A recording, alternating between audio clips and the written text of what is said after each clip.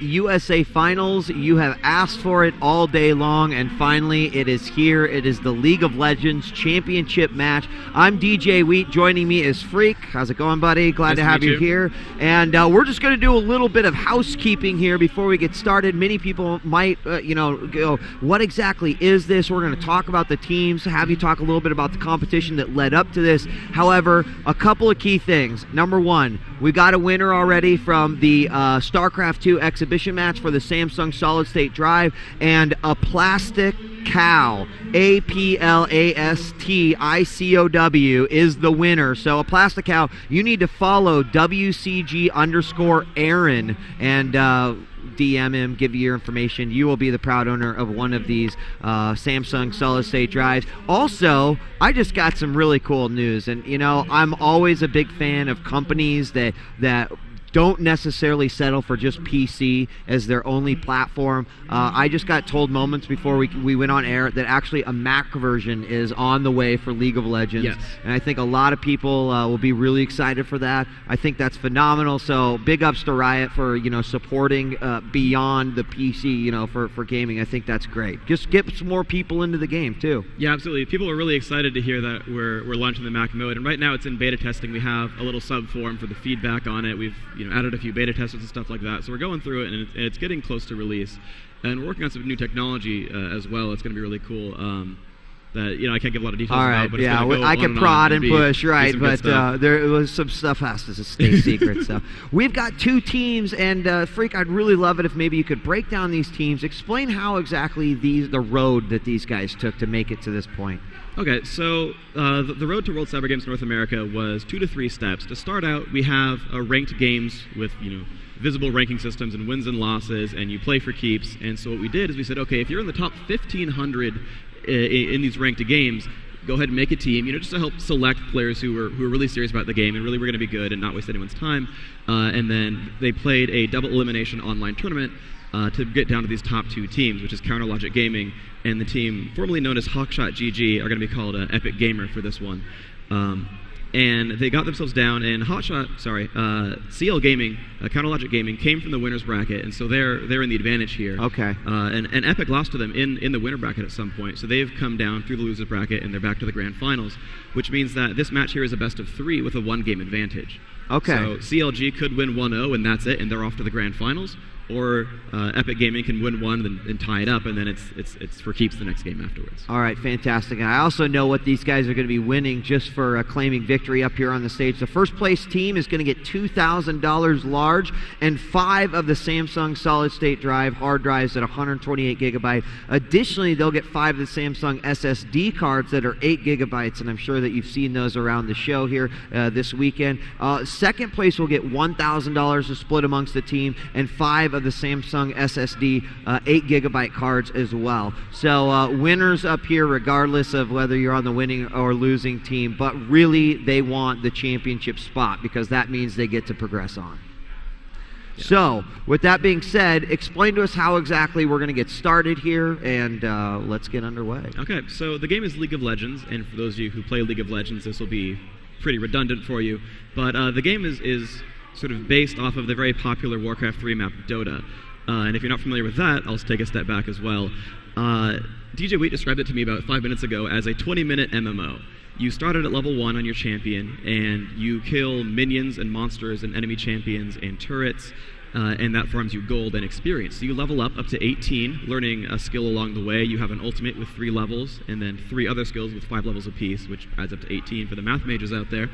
And everything you kill, you get gold, so you buy health, armor, magic resist, damage, attack speed, critical chance, ability power, movement, all that kind of fun stuff. And so, depending on your skill at last hitting minions or killing enemy champions, or your ability to not die in lane so you can soak up experience, you'll start getting ahead and farther ahead of your opponents.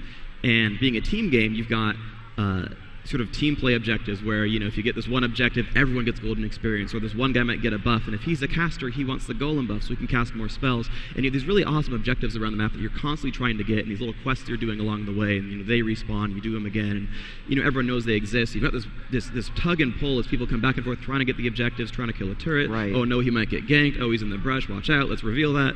And you have this really cool team play going on throughout that. So it is a 5-on-5 competition for those of you that don't know. And are we gonna actually witness the champion selection happen, or how exactly does that work here? So we've already had the players draft their champions out at the beginning, off stage beforehand, and I do have the lineups here for you, which I'll go over in a second. We might cover them during the loading screen, or maybe not. But they do have their champions ready. When we have the signal to go, they'll just start. We'll hit champion select. They'll grab the guys they already selected, and we'll jump right into the game from the loading screen. Okay, now I actually have one other question, because of course I've been playing this, and my wife's been getting into it too. Do the relics and the masteries, do they actually affect like the game as we're going to be playing it right here? Yeah, they're really, really huge. One of our players, Dan, he's on Epik, was actually telling us, "Oh, you didn't give me enough of that free in-game cash to buy all my runes. I need some more. I have like 700 rune pages that I make. I need to be specialized." And so there's an MMO element behind the game League of Legends. There's a persistent summoner system, as we call it, where you as a player level up to 30, and you just gain experience every game, win or lose. You just get to 30 after a few hundred games. And you get rune slots and mastery points, and so you'll have a rune page where you'll get a lot of armor penetration and some mana regeneration and some cooldown reduction. But well, what if your champion doesn't use mana, or you just don't really need a lot more of it? Well, let me swap out mana regeneration for a critical chance. And, let me get some move speed on these quintessences over here. And so these players will have a lot of rune pages, and of course they've already selected their champions, so they have their one rune page really set up. And you can switch between multiple ones anyway, your gear setups.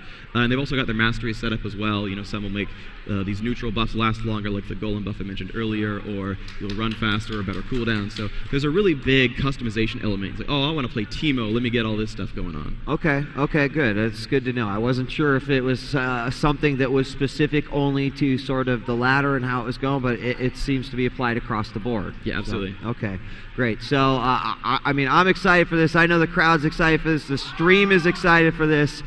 So, how do we officially get started? Are you going to be kicking us off here? I believe you have the chat prompts. If you want to tell them to start, I don't have chat right here. Okay, let's do this. That's what I'm typing there. Yeah, scrolling down. I believe everyone's running the game. Everyone's on the right teams. Yeah, tell them that they're good to start. I don't know if we have an admin who can yell at them. But Araragi is the host. Yep, letting them know that we are good to start. Okay, he knows. The championship match here between these two teams. And I have to choose the right one. Far left, there you go. And you have the spell. Yeah, we're good. Lock in.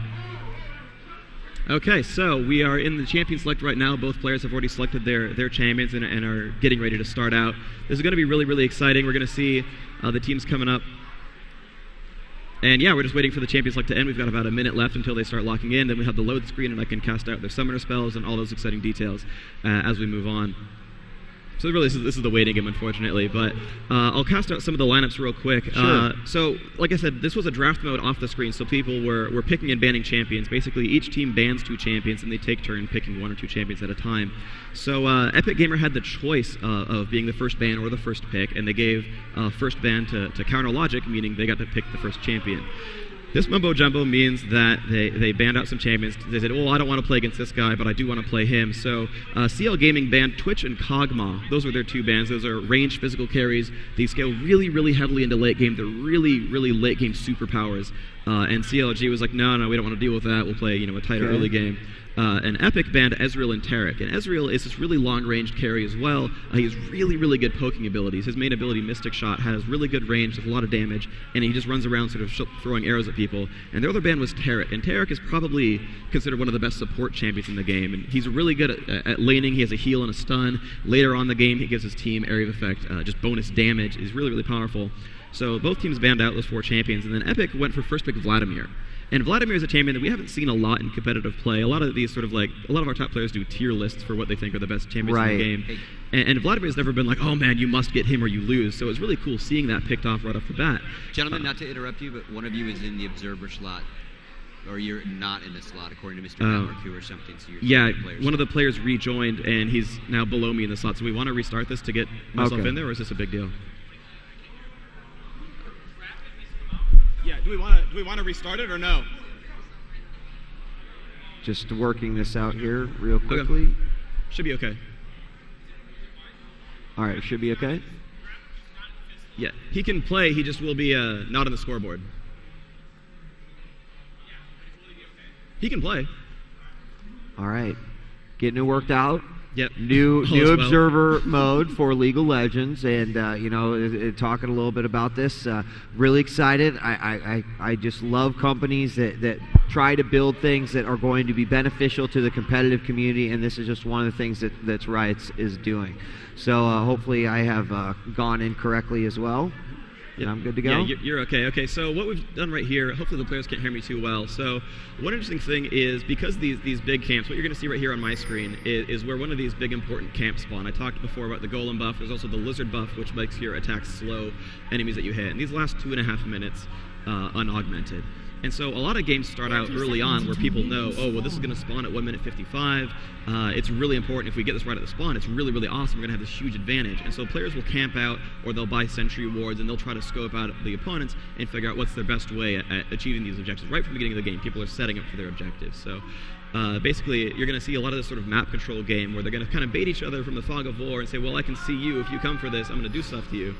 And there's really interesting spreads going on. So I'll be following Team Epik down here. They'll have the green health bars.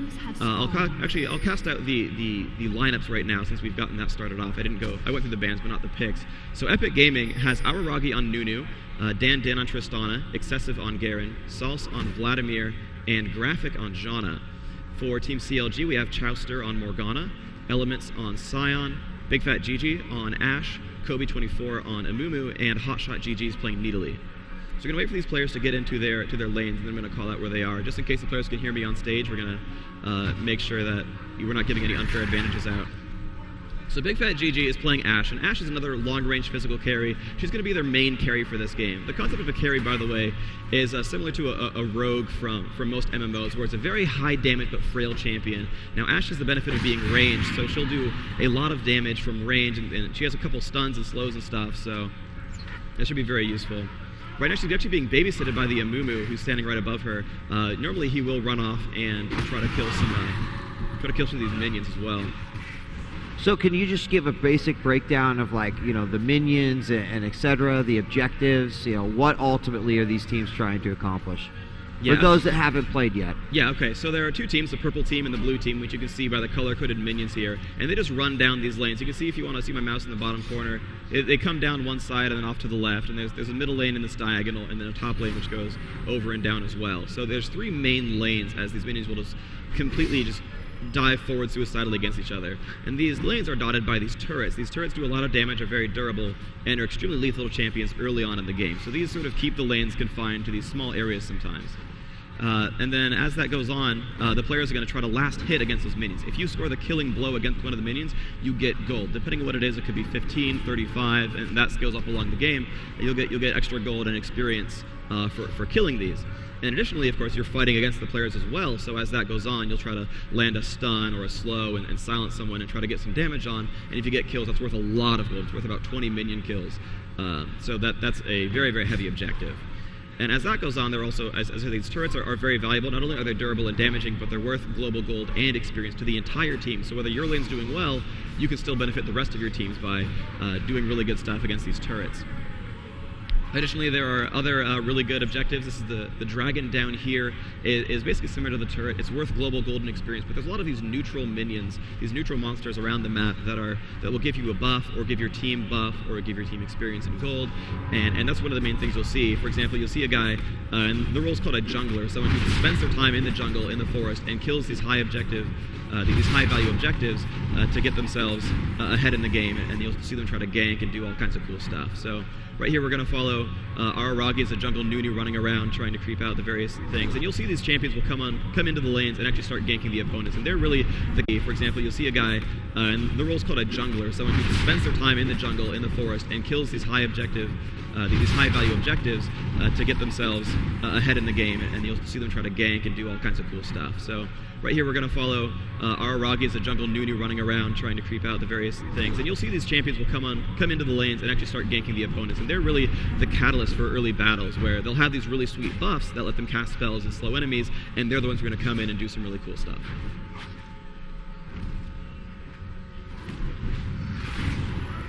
So also, can you explain to me a little bit about the splitting with the champions and like why you would choose to say put these players playing this lane, and then ultimately, is it just a matter of the tug of war? Is all we're trying to do here in the early game build up our XP, build up our gold, and then ultimately just try to push forward as much as possible?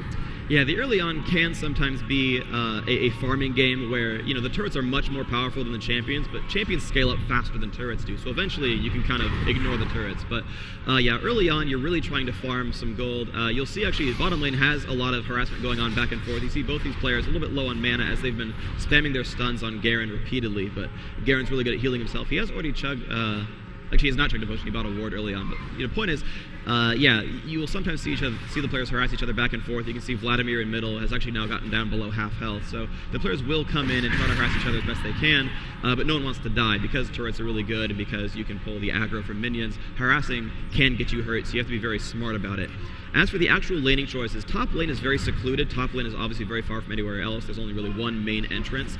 So this is where a lot of the late game type carries will come in. So the Tristana played by Dandin is really, really late game. He's very, very scaled. Oh, and here's some aggression on HotshotGG. Will he be able to pick him off? Hotshot getting very, very low, hit by Rocket Jump, but he's going to be back now. Going to toss some heals back on himself. He should have rank 3 healing. Needly is a self-healing champion. It's very good support as well as carry ability. But Dandin putting on some early pressure. Doesn't have a lot of mana, but Hotshot is now about to half, so Tristana can put some more damage here. And like I said, Tristana is a late game carry. Scales very, very well with items. Scales well with experience and gold. But Amumo's showing up, and there's that gank right there. He's going to land the bandage toss. He has to, and an Ash arrow across the map. Dandin getting crushed. There's the rocket jump, but still getting slowed by Lizard Buff. Oh, a summon or teleport, and here comes Nunu, and Nunu's going to slow HotshotGG onto Kobe as well, but looks like Hotshot's going to be okay. Wow. But Tristana, an amazing escape. Ash with the most legit arrow of my life. GG, quite the player. But so Araragi is going to take over the lane for now. Tristana gets out, and a very good teleport from him throws a snowball onto Hotshot. Good play there. But basically these lanes, as they keep churning out minions constantly, you don't want to put that to waste. All you have to do is be near, and you get the experience. If you're nearby, you get experience. So if you don't want to let those lanes stay, untouched and the riches going to waste. So Aragi doing some more harass. The really cool thing about him is he has both an ability called Ice Blast, which slows a target, but he has the Lizard buff as well, meaning that his auto attacks also slow. So against someone like Needly, who's normally really fast, he has that 1-2 combo of 2 slows, and it makes it really easy to chase enemies. Is there a lot of team communication going on in terms of, like, for example, in that last battle that we just saw, it's like, we've got an opportunity, transition from middle lane over to the far right lane. Yeah, is there a lot of that going on? Absolutely, yeah. So one of the main things is players will put wards down on the map, and you can see me revealing them on the minimap and focusing down on these wards, which just reveal an area about this big, so you can see when guys are coming across the map. So if your jungler might be in danger, or top lane might be taking some hits, you'd be like, hey, there's a guy coming up there, be careful, stuff's going on. Especially in these dual lanes down here. And actually, Morgana and Sion are doing quite well. You can see John is super low this time. He's going to actually have to recall back in the base. And Garen's going to try to hold the lane for himself. But especially these dual lanes, and especially with junglers, you're going to have these calls where you're like, oh man, stuff's going on, be careful, we're going to go for this guy, here's some stuff going on, and they'll coordinate these moves. And especially in the case of that jungler, like, I will guarantee you, Amu said, okay, I'm going to gank, get ready. And so he went into the battle, and Ash was like, all right, I got this. And they called him to arrow up top. And so he led the arrow, and Amumu made sure to stun him right in front of where the arrow was going to land. He probably pinged, oh, the arrow's going to go right here. Stuns Tristana when he stands there, and sure enough, he's stunned. Arrow comes in, stuns him again, and that was probably the exact coordination they were going for. Was here's where I'm going to place it, stun him when he gets there, and that was how their gank was set up. How important of the roles? I mean, obviously the towers are very beastly, especially early on. But I mean, how crucial is it to always make sure that you're never going to let those towers go down? So people will definitely try to make sure that their lane is strong. Pushing a lane actually has a benefit and a detriment. So if you push up, which we saw Tristana, right? Tristana was up here, and Amumu just walked right up and stunned him from the back. And so if you push your lane to the turret, you are leaving your backside very, very open. Now, Tristana's a pretty safe champion. She's fast. She has rocket jump. You're okay to push as Tristana. But for someone like Ash doesn't have a lot of escape tools. If you push up and Amumu ganks you, you're in trouble. However, because, again, these turrets do so much damage, and last hitting the minion is worth gold, there's this little game where, there's some more harassment on HotshotGG, pushing him back again, that Buster shot, putting her down a little bit down to half health, but again, Tristana can heal, so Dan's kind of wasting some mana by doing this. But by pushing up to the turret, which we're seeing pretty much here repeatedly, is this turret does more damage than a champion. So if you can't, really, really expect how much damage these turrets will do, you'll lose last hits to the turrets. And these players are so good. If you're just sitting in the middle of a lane against minions, you'll get like 95% of the minions every time. And you'll see guys, and you'll probably see about 65 minion kills on these carries. 63 from the Tristana, there's 70 from Ashe. These guys are getting, you know, a good 80+% of the minions every time they spawn, which is really good. But against the turret, that is really hard to do. Oh, an amazing, here's a lot of damage on this Morgana, and there's the Demacian Justice. First blood by Garen. Sorry I missed most of that, but there was the lead up probably with the John and Tornado. Garen running in there with the silence and then spitting of doom. And yeah, there's Demacian Justice picking off Morgana. There's the first kill. So Epik Gaming, actually the underdogs, they're down 1 game in this. Up 1 kill to 0 so far, picking up first blood. Okay, and here's some of that more team cohesion. I'll call this out in a little bit. So you can see the jungler, but you see this buff is really, really important. And I'll talk really loud, really quietly. And okay, there we go. So Nidalee is one of the main carries for Team CLG. And she has now picked up the Lizard buff. And that's really, really huge because she's fast, and when she can slow people, that is dangerous. And now she has run up to Tristana. There's the buster shot. Tristana will try to run away, and CLG actually will not commit to that. I think they might be afraid of the Nunu with teleport. Nunu could show up and try to gank that, but I'm actually a little bit surprised that Nidalee didn't go for more pressure there. She can self-heal and do all kinds of cool stuff. Is the aura last throughout the game? The aura lasts 2.5 minutes unless you spec for it. So we talked about masteries earlier in the game. And one of the masteries, which I assume Nidalee has, is 30% bonus duration on these buffs, which would put it up to about 3.5 minutes, which is really, really big. So, okay, well, Nunu trying to do some harassment onto Ashe. Not doing too much there. Going to back up for now. But yeah, so bottom lane, trying to recoup their losses. Sion still kind of low, just with a Doran's shield. Probably will, yeah, there he goes. He's going to recall for some health. But the players are going to try to start positioning for some of these objectives. I think it's going to start happening pretty soon as we're going to see some larger fights for these major objectives like the Dragon and possibly like a turret as well. As we hit the 11.5-minute mark, you start seeing more of these team fights. And Hotshot, yes, he sees Araragi. There's the slow for the Lizard buff, just misses the spear throw. But he's going to back off now. Vladimir saw her as well. He's going to back off. Vladimir actually hasn't bought some items yet. He's actually still staying in mid, just farming the entire time. And yeah, he's up to 78 minion kills, which is really strong, but surprisingly enough, actually behind Ashe in minion kills. So Big Fat GG, probably actually the highest ranked player in the game back before ranked 1, actually had the highest elo from normal games. And okay, here we go. So some important stuff going on. No one quite knows what's going on though, so I can't call it out too hard. But some main objectives are getting dropped down right here. Very good job by CLG. So they've picked that up. You can see Sion moving up. Ashe is holding mid lane against Vladimir. Tristana now coming down, trying to see what's going on. And really, you know, Epik, despite getting that first blood, haven't been very cohesive around the map after that first gank and teleport. Oh, but here's the push onto Ashe. Ooh, a very nice flash from Ashe, but there they go. Tosses the stun back into Tristana's face, pushing her back. But that flash actually dodged the rocket jump, which is really huge. When Tristana rocket jumps, when she lands, it slows the area she lands in. Meaning that if she landed on top of Ashe, that would have been really, really painful for her. But a very well-timed flash, it's one of the summoner spells in this game, which I'll go into in a minute, actually pushed her out of the area of that. But bottom lane has some fighting going on. There's a Janna shield going back onto Garen. Garen's going to be okay for now, farming some minions off. But some aggression going on. He does have his first Sunfire Cape, and that is a pretty fast Sunfire Cape.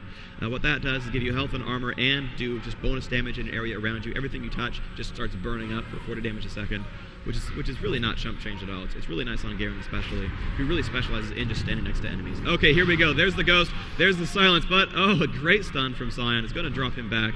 So Excessive not going to get any more damage done here. Had burned his Ghost really for nothing ultimately. But Nunu and Nidalee do see each other. They're going to back off for now, though. Tristana now actually kind of top against Mumu, which is interesting. I'm surprised there's no carries up top. Nidalee trying to exercise some map control, running around this map. Okay, there we go. Nidalee has found Nunu. They've got to be careful about this. Garen is shown back up. Nidalee's going to run away, most likely. But this is going to be a little bit dangerous. They're getting flanked now. Drops another ward down. And yes, Vladimir does see Nidalee. They've got to be careful. She's going to jump that wall and it's going to be fine. Yeah, so Nidalee's main buff is movement. She's really, really fast, can jump over walls, or at least, you know, short walls in Cougar form, which is really, really awesome for her. But Tristana just solo farming top, which is very, very good for Epik. They really want Dan to get super late farm. He's going to have to actually catch up to Ashe most likely. Dan at 96 kills, but Ashe at 102. So Ashe is actually a little bit ahead. But a lot of damage going off onto Ashe now. Ashe does not have flash, does have Ghost though. Can Excessive keep chasing her down? Will lend the silence. Okay, there we go. Nidalee has shown up, tosses the heal, but Tristana's back as well. And there's Nunu with the teleport. There's a slow, and Mumu has shown up as well. And they do pick off Ashe, but there's the Mumu ultimate. Will they pick off any more? There's Hemo Plague from Vladimir. They're going to back off now. So that is a 2-0 kill score. Very nice from Epik Gaming. However, they have lost Dragon though. So despite getting 2 kills, you might think that's really awesome. They're really winning, but they're not winning the map. Map control is really huge, and objectives like Dragon are actually worth 2 champion kills just in golden experience worth. Mumu coming back now, onto forcing this turret down. And this is going to be a little bit dangerous. Garen taking some damage, Sunfire Cape pulling that turret aggro. Hotshot's going to be okay for now though. Last of these minions against the turret. There we go with takedown. Bottom lane is actually pretty dangerous right now. So Chilster and Element's going to have a lot of AoE damage. You see, just blows up that entire minion wave using Scion's shield and Morgana's Tormented Soil. And there we go. There's pressure onto this turret. Now, Janna can shield turrets, but that's not too durable. They've broken through that now, and this turret will go down. So CLG winning on map control. And I can't stress that enough. That is a lot of extra benefit for the entire team. Golden experience is huge.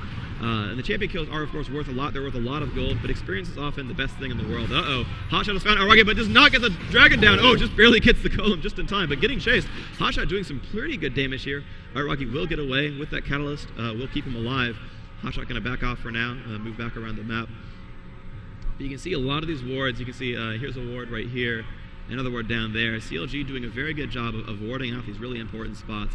And across you can see some more wards from Epik Gamer. So map control really just super huge, and I can't keep stressing that. You know, as these players get them across the map, again, we have Nidalee versus Tristana back up at top. They're going to keep trying to farm. Neither player is quite comfortable with their level of farm right now. They want to get a couple more big items. Really, Nidalee's going to wait for Ginsu's Rage Blade.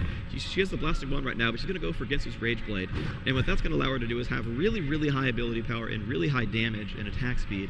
And ability power is a new concept to League of Legends, which allows your spells, your heals, your damage spells just to do more damage or more healing. So you can actually itemize towards your spells, which is really, really useful, so that casters can scale into late game quite well. And Nidalee is actually a hybrid champion. She's going for Ginsu's Rage Blade to give her damage and ability power. A little bit of harassment going on down here, but John is a really good babysitter. That tornado goes off, pushes the rest of the enemies back. Going to be safe for now, but a really good play by CLG because they've now taken over the enemy jungle. You can see that this buff normally on the bottom side of the map is normally Epik Gamer's buff. But a very good push. They're like, okay, Alyssa's going to respawn. Let's push down. And they pushed all the way down. And because of that ward, they knew it respawned. Oh, but nice job. Tristana from Epik Gamer has now pushed down a turret himself. So that's 1-to-1 on turret kills, which is going to put them right back in this game. But losing the buff is pretty big because we're going to see Amumu has a fresh lizard buff. Morgana just landing at the bottom. I'm actually surprised they didn't give Ashe the lizard buff. They might have missed last hit that or something, but really Ashe should be the one holding these really high value buffs because her range is very high. She has a lot of damage. She does really well with the slowing abilities there. So again, more map control. You can see again, just very good play by CLG. Has now done a lot of good things for themselves in the jungle. You can see this buff being held by Nidalee, which is very, very good play. As we're going to wait for the rest of these buffs to respawn because they haven't just yet. So do they have to pay more attention to the upper lane now that that forward tower is down? Yes, the upper lane is going to be the upper lane up here and the bottom lane are going to be two big points of contention because while you can farm back here and be pretty safe, you've lost a lot of map control. This entire area around the map, you have no vision, you have no idea what's going on, and that's actually going to start playing out. We saw that happen earlier where this turret wasn't safe anymore, and so they got to come down to this jungle, and so players were out of position and they got to take those buffs out. So lost turrets really do mean a lot for positioning.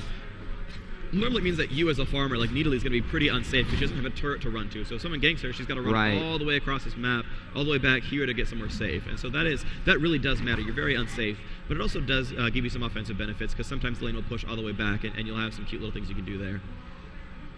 But yeah, so the map's going to start playing out left versus right a little bit more than top versus bottom because the right-hand presence here for Epik is gone with his turret down, and the left-hand presence for CLG is gone as well. So you're going to see you play a little bit more left versus right, and that's going to be really, really useful.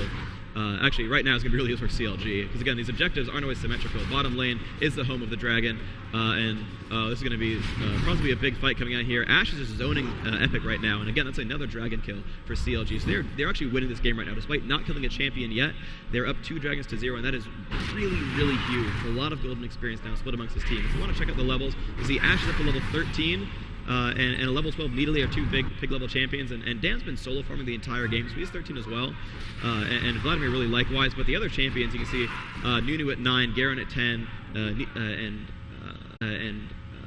Janna at 9 as well, actually quite low compared to Amumu's level 11, Nidalee's up to 12, so the overall level scheme is better for CLG, but the carries for Epik are going to keep them up for now. So right now, actually, three guys in mid is going to be nice for Epik Gaming. They are pulling up Tristana as well. And they might go for this turret. They've got to be a little bit careful. CLG does have a lot of stun. A lot of the most popular champions in this game have really reliable stuns to throw down on enemy targets. And that is worth a lot when you can just pin one guy down and just stun him and stun him and stun him until he dies. And that's super, super useful. So they've got to be a little bit careful about their initiations. But you might see some interesting stuff going on. Uh-oh, here we go. Hotshot does see Dan, but Dan will jump over that wall. Yeah, so mobility is huge, and really, Hotshot could have jumped the wall as well right here. I'm a little bit surprised he didn't. I think he's just got to be a little bit careful. I mean, he does have ward coverage. He really could have gone for that and done some harassment. So both players are actually just really afraid right now. They're playing really, really safe. But Elements does see excessive, and he has no turret next to him. He could have gone for some fighting there, but again, they're going to pull back because I guess they're just not completely confident in their map control right now. But we will probably see some team fights starting up pretty soon as the next objectives are spawning. They have ward coverage on all the major sigil buffs, and that'll be really big.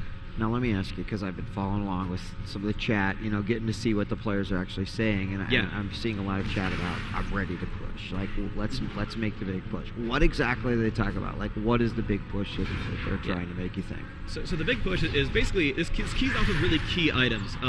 So Ash actually doing a bit of a slower build, actually going for a fast brutalizer, and then going for the big concept items like Infinity Edge. You're probably going to see GG go for an Infinity Edge. And when you have that item, that is the single most expensive offensive physical damage item in the game. And when you have that, your damage output is freaking huge. Your critical strikes hit 50% harder. You have 80%, like 80 more damage per hit. Like, you just do a crap ton of damage. And when you have that, you're like, all right, dude, I'm Ash, I'm in God mode. Like, let's go, we're going to win this game. And you're usually going to see him key off of really huge items like that. And it might be, you know, the first team to get Aegis of the Legion. It might be the first team to get even Ginsu's Rage Blade for Needly. And so I'm actually a little bit surprised that both players... yes. Sorry, I didn't mean to okay, kill you. yeah, I appreciate that. So you might see these key items come in really big. But here we have a little bit of action going on. You can see Needly kind of flanking around the back. Can they get enough damage off the Vladimir? There's a lot of harassment going down into a blood pool. But Garen's in the middle of everything, and there's the Mumu ultimate. Are they going to pick off Garen? He's getting quite low, down to half. And there's the Ash stun. Oh, Morgana showing up, and the entire team just crushes down onto him. Amazing job by CLG. So they have prepared themselves for that big push, finding one guy out in the open. Yeah, he said all go mid, and that's exactly, I guess, what unfolded right there. Yeah, it's a very nice job there. They actually blew quite a few ultimates there. Morgana and Amumu both ultimated, and Ash as well. So those are the three large ultimates that really matter in this game. Those are the three. They've stunned Araragi. Will they pick him off? And an amazing bandage shot. Hits Graphic, but he's going to have to back off for now. Graphic pushing him back with the ultimate. Oh, and he did die to Ignite. So Araragi has fallen, pulling the score to 2-2 with, again, those 2 dragon kills earlier on by CLG. So amazing job there. So with a score of, with basically 5 champions alive versus 3, they're probably going to be able to start pushing in and do some damage to this turret if they're feeling up for it. So again, some more damage down onto Salce. Salce getting pushed back a little bit as Vladimir, but Morgana doing some good stuff there. The tremendous soil, picking off these minions real quick, farming some gold, pushing the turret up. Another major objective has now spawned over here. Kobe and Big Fat GG going for this. There's a smite, and who's going to go for it? Looks like, okay, they're going to give it to Ash. All right, so Ash is going to have this golem buff, and that's going to be really cool for her because she has one of her key spells is called Volley. That's a very, very short cooldown, which just throws out a bunch of arrows in a cone in front of her, pretty long range. That's a really good poke spell. And for someone, basically, there's a really big complexity going on. Araragi is a champion that has a really, really big channeled ultimate that's really, really powerful, and it's called Absolute Zero. If you can channel it for the full duration, you will just blow everything up on the screen. However, it is, again, a channeling spell, meaning that if you stun him, he'll lose it and get part of the damage, only a small fraction. Now, Araragi is going for an item called the Banshee's Veil, and the Banshee's Veil gives him this blue shield around him which will block one spell. And most of the spells that these guys have on CLG are stuns, and so he'll just straight block a stun, which is awesome and makes the Banshee's Veil worth it. The one caveat is if you have Ash with Volley, that counts as a spell as well, so you can spam that out there and just try to drop down that Banshee's Veil. And so they're giving her Golem buff partially for that reason, so she can make sure they don't have these shields up and just go right into it. So you could, I mean, I definitely see this, you know, that there's a lot of battling over the auras and over those various mobs in the middle that give you those benefits. Mm-hmm. So yeah, and you know these buffs are constantly warded, and they also have a summoner spell right here called Clairvoyance, which just reveals the area for a short time. So they're really, really relying on map control, and this is actually this is really good for Epik. So Dan has that Infinity Edge that I talked about. He has Lizard buff, and they are picking down Morgana pretty quickly. They're in pretty good shape. Vladimir actually not going for a fast Rylai's Scepter. That actually surprised me a little bit. Normally, Vladimir will rush this item called Rylai's Crystal Scepter, which makes all your spells slow the targets they hit, which is really good for crowd control. And Vladimir has a lot of really low cooldown spells. They can constantly output this slow on all their enemies. But instead going for a couple of mid-tier items first. Both teams actually doing that, which surprises me. Big Fat GG going for the Brutalizer. But Dan, you know, rushing that Infinity Edge is really going to be a big advantage for them. I think this is really their time to push. And you can see that they are grouping in mid. You can see everyone's really close by. They're going to try to take these buffs as best they can. And you can see, you know, the 5 players from CL Gaming chilling right here as well. And they're going to be at a stand-up for a short time until they get their objectives really planned out. So, ooh, okay, Dark Binding just barely misses Vladimir. And here we go. There's another ward. And both teams know what's up. This is going to be very, very clever. So let's see what they can do. Nidalee and Morgana trying to zone them away. And there we go. Yes, Amumu and Sion on top of it. Here we are. Okay, so that is Nunu taking the Dark Binding to the face. That's not good for him. But Dragon is still only at half, and here they go. Here they go. Yes, so Garen is up at the back, and he's going for Ashe. We're going to follow that. But here's the Amumu ultimate. And there's the Nunu right there. All the players are inside of that absolute zero. And look, so much damage going up. Salce picking up elements. Nidalee getting dropped down as well. Will she drop down? There's a snowball. There's a Janna. And yes, there's Zephyr with the kill. But over here, Garen is trying to fight Ashe, but has lost to Ashe. CLG winning that fight right there. And they're trying to chase down. And yes, they have picked off Morgana. Amazing job there. A double kill from Salce, up to a killing spree. So Salce picking up 3 kills there as Vladimir. Amazing play from him. And if you look at the scoreboard, that is only 2 kills from Epik Gaming. They still have 3 players alive, but only Ashe is up for CLG. Only Ashe is alive. So that was a 4-2 fight. And they didn't get Dragon, so that objective is null and void, but they're getting this mid turret right here. And unfortunately, Tristana did die, but Nunu gives a bunch of attack speed to his teammates when he counts the blood boils. That's a really huge buff. And yes, that turret is gone now. So that is 1 and 2 turret kills for Epik, but only 1 kill for CLG. And oh man, they're gonna pick up some more key objectives. This Dragon is just worth so much this game. And the players should have headsets to not quite hear this. They're a little bit afraid. Oh, they did get revealed. They had to be a little bit careful there. It looks like they're gonna back off for now. Can you tell me about that? Was Vlad's ultimate, right? Yeah. That pretty much wrecked everyone. Yes. Can you explain to me exactly what that ultimate does? Okay, so there's a synergy going on right there. So Vladimir has an ultimate called Hemo Plague, which infects everyone in an area about this big, and it makes them, whenever they take damage, they take bonus damage for like 10 seconds. And after that 10 seconds, they'll explode for some more damage. It's a really awesome ultimate. It wins fights. But Araragi over here, as Nunu, cast his ultimate called Absolute Zero. He channeled in the brush, big snowballs came out, and everyone took a huge crap ton of damage right at the end of it. And those guys were all affected by Hemo Plague at the same time, which is huge. And so they took this giant, huge channel to the face, and it hurt bad. And that was bad stuff. But here we go. So, Hawkshot comes out. Oh, and they have grabbed Baron Nashor. So here's the other really big objective on the map. CLG grabs the Baron belt. They all have these purple squiggles around them, which gives them ability power, it gives them damage, it gives them bonus regeneration, and just for killing it, they all got a ton of experience in gold. And they noticed that Epic's map control was really, really lacking, and so they showed up, and Araragi coming up, teleporting to the front trying to slow someone, but doesn't manage to catch anyone with his slows, unfortunately. So CLG will get away from that completely free. Now Dan still has his Infinity Edge, he is still quite farmed. Oh, there's the Ashe Arrow, hits Dan in the face. He's got to be careful. He takes the Janna shield. Will they be okay? He gets another stun, and yes, does drop down. And a Mumu ultimate as well. The entire team is ready to jump down on this. This could be a very good fight. There's the new ultimate. Will they get any kills? Does not hit much of anyone, but they are to get a lot of damage out here. No, there goes Vladimir, and there goes a lot more damage. Garen chasing down on Ashe as best he can, but Mumu chasing Nunu down a little bit. Will they get any more damage out? But you can see that both players have lost 2 teammates so far. So far that's okay for Epik. And there's a slow onto Mumu. Mumu taking some damage right in the face from Garen, but excessive getting dropped down by Ashe as well. It's 3v3, but and an amazing stun from Mumu. And yes, there's the pick off. Good job by GG. That brutalizer really making his volleys hit quite hard, gives him cooldown reduction and bonus damage and armor penetration. So good stuff there. They are now 7 kills to 8, so CLG isn't winning in champion kills, but they're up 2 dragons, they're up Baron, and they're only down 1 turret, which is really quite huge. So CLG winning this game for now. They're up in levels, they're up in gold, but I mean they still have the chance to lose this game as Dan is getting quite farmed. You can see Tristana down here now has a green elixir. That's very good. So Dan is still quite farmed. He's quite powerful, and really he's going to be the big key. They lost last fight really because Dan got picked off first. But if he gets himself in a position in the next fight, and Tristana's special because she has really long basic attack. She has the longest basic attack in the game. So and she's pretty high level, so that attack is actually quite long now.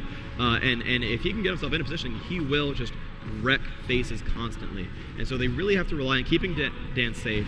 And again, they have, oh my god, another Ashe arrow across the map. Actually, did not steal the lizard buff. They were trying for that. Ashe was trying to land the splash damage from that arrow to steal the buff. Doesn't quite get it. But they are taking down the dragon right now. The team has shown up. Both teams know what's up, but a lot of advantage to CLG. That's their 3rd dragon kill of the game. They're doing very, very well on these neutral monster objectives. Hotshot a little bit aggressive. Got to be careful. Yeah, they seem to have some good coordination. I'm watching the chat. They seem to know exactly when things are up. Obviously, they've got the wards in place to be able to catch that. But ultimately, if I could even point out one difference, it seems like CLG is really on top of that map control. Yeah, absolutely. They're doing really well. They've gotten every single dragon so far, and actually Salce said we can't give them every dragon, guys. Into chat. There's a lot of these really important things going on. So there you go, Chester in the middle, getting some nice items. Actually going for a fast Banshee's Veil. I'm a little bit surprised by that item choice. Normally you see like a Zhonya's Ring rushed really fast, a lot of bonus ability power and the vulnerability for her ultimate. But they are pushing down into the mid lane, and they know what's up. So here we're going to see this fight go on. And there's Dan off to the side, poking Nidalee extremely hard, but does catch a bind to the face. They've got to be careful. Elements have some damage. Here we go. Mumu's in the middle of everything. Graphics in there. Oh, there's the Nunu ultimate. That is going to hit people hard. And Morgana goes down, and they're going to drop Cyan as well. Cyan has a shield on. Will they go for him? No. Oh, man, they dropped the Mumu, and Hotshot taking some damage to the face. Will they pick her off? There's the rocket jump. Another hit. Does not crit that one. Will they catch up? Nunu trying to get a slow ball into him. Cannot quite land that snowball. Hotshot is running away as fast as she can, but there's Ashe fighting Janna. Is isolated to the bottom of the map now, and they're going to try to go for this. Now, they got 2 kills for nothing. That's going to bring them right back into this game. The Baron buff will time out, and GG going to do a little cute move here. She's actually going to suicide to the turrets. If she hasn't been hit by a champion in a while, she is not worth anything to the enemy team. Graphic gets erased. There's the flash. Yeah, there's the Zephyr. He's going to get full credit for that kill. But careful, GG putting out some damage. Oh, that was precarious, but does get that kill. Gets a killing spree bonus as well. Let me pull this up here. Ends the killing spree for bonus gold. So these hyper carries, CLG was winning, was actually losing in champion kills, but certain champions were getting all those kills. You can see that Ashe here at 3 and 2, Nidalee at 2 and 2. Most of these guys getting most of the kills. You can see Morgana, no kills to herself. When you have those killing sprees, you're worth more gold. So that, you want to go for these high value targets who are doing really well. Let's make them pay for that. To help balance out the fact that they're getting all the gold for the kills themselves. And even more incentive to protect those champions. Exactly. And you'll see all these games like someone's doing really awesome and they're legendary, they're 10 and 1. You're like, you kill them and you're like, oh, we just got 2,000 gold. Let's win the game with our newfound items. And that actually does make for really funny comebacks as well. So more farming going on for these teams. You can see, so Kobe's going to go for Randuin's Omen. That's a really, really good anti-carry item. Part of Golden Ward's Mail built in. To Randuin's Omen, what that does is you just activate it, and everything in the area is slowed, movement and attack, which is really, really good against someone like Dan Din's Tristana, who's going to be trying to attack just repeatedly for heavy, heavy damage, and just chugging these elixirs, trying to keep his stats up. So CLG on the back foot now. Their Baron buff has all gone. They are down now 4 champion kills. The Baron buff is gone, as I said. No dragon on the map. Not a lot of buffs available for taking. So we're going to see probably a large team fight. Epik does want to fight. They are doing quite well so far. And I do actually want to see them win this game, because then we will have a game 2. And I just want to cast more League of Legends. It's just a really awesome game to watch. So really good poking right now. GG and Hotshot. Big Fat GG, HotshotGG. Really confusing names, of course. Is a really good poke combo. They both have really long range, over 1,000 range spells to just output, and that do really good damage when they land. So they're going to keep poking out, getting rid of Banshee's Veils, putting on some damage, because there are no real dedicated healers for Epik. A lot of guys can heal themselves or put on shields, but there's no dedicated repeated healers on this team. Nidalee is the only healer that really exists on a repeatable basis. So here we go. Aragi jumping in the front, lands a snowball on a Chowster. There's Salce doing some harassment, catches a little bit of damage to the face, but he's going to be okay. Silence Shield is going to dissipate, but he has mana to spare, not a big problem. Ooh, barely misses that spear onto Dan Din.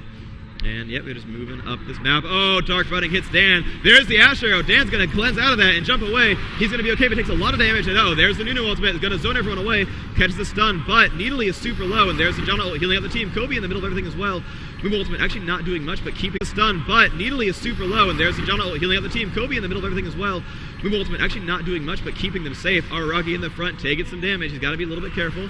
Dan has now caught some health from that Janna ultimate, so they're all pretty healthy now. Most of the ultimates are gone, so it's just up to the straight up fighting. Oh, Graphic in some danger. There's the cleanse. Will they pick off Cyan? Zhonya's ring from Cyan, going to get away from that Tristana shot and backs up, but no, catches one more shot to the face. Dan Din picking up the kill. Jumps on top of a Mumu. That is dangerous, taking so much damage. Will they kill a Mumu? Yes, but they do kill Nidalee as well, so that is another kill right there. Dan sacrificing himself, but Nunu dropping down. Ashe picking up that kill.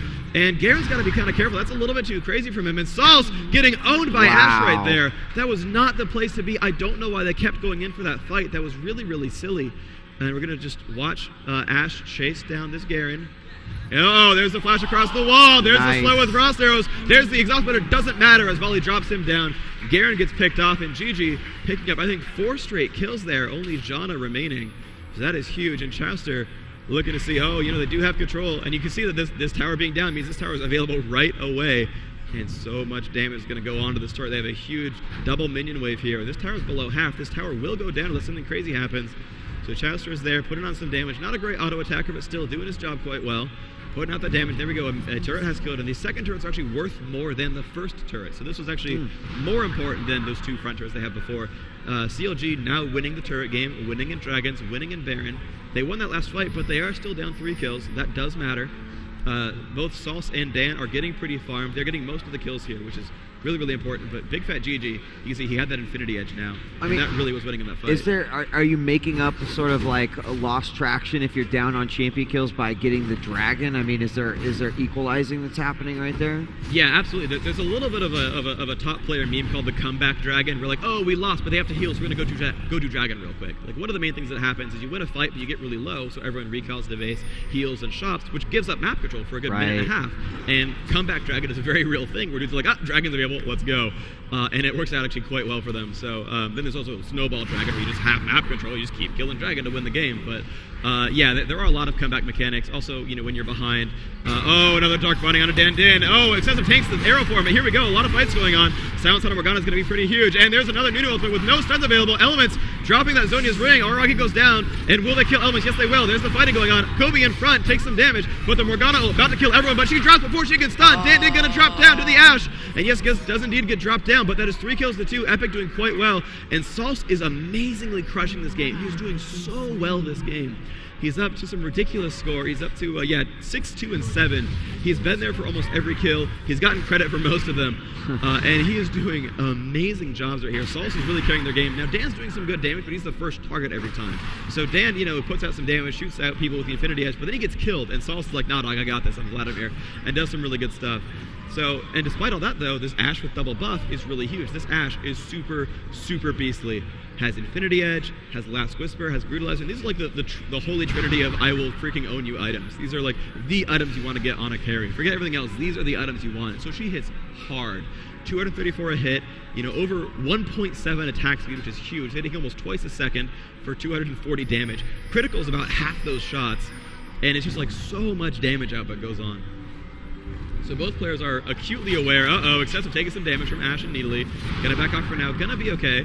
Needly dropping a trap down there. She's gonna reveal Excessive some more. But again, both teams had to regroup. They couldn't do Baron themselves because they had 2 to 3 standing members.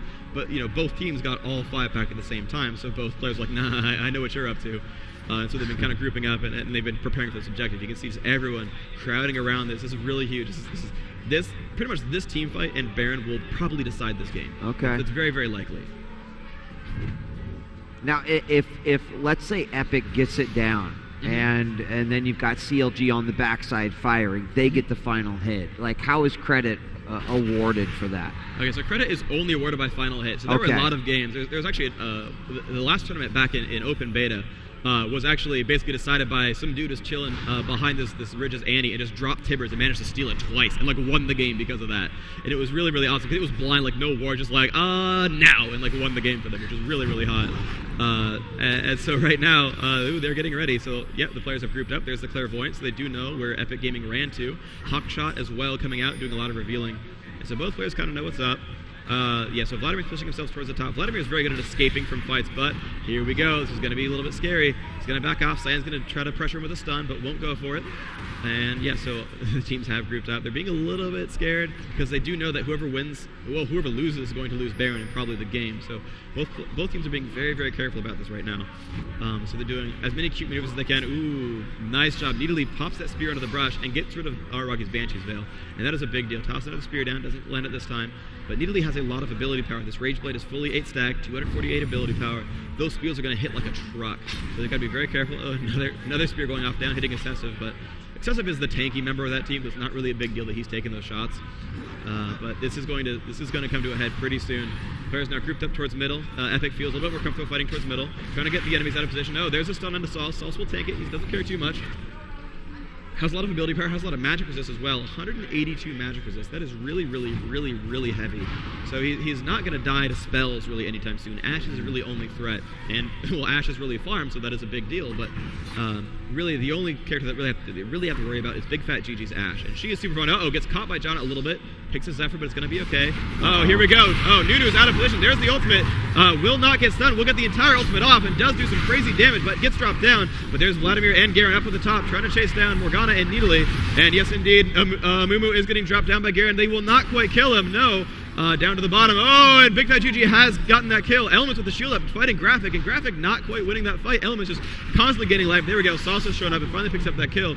But that fight went to CLG. I'm pretty sure. I mean, 2 kills each, but I mean, they killed the really big important targets, Nunu and Dan Din. So that was really, really good stuff.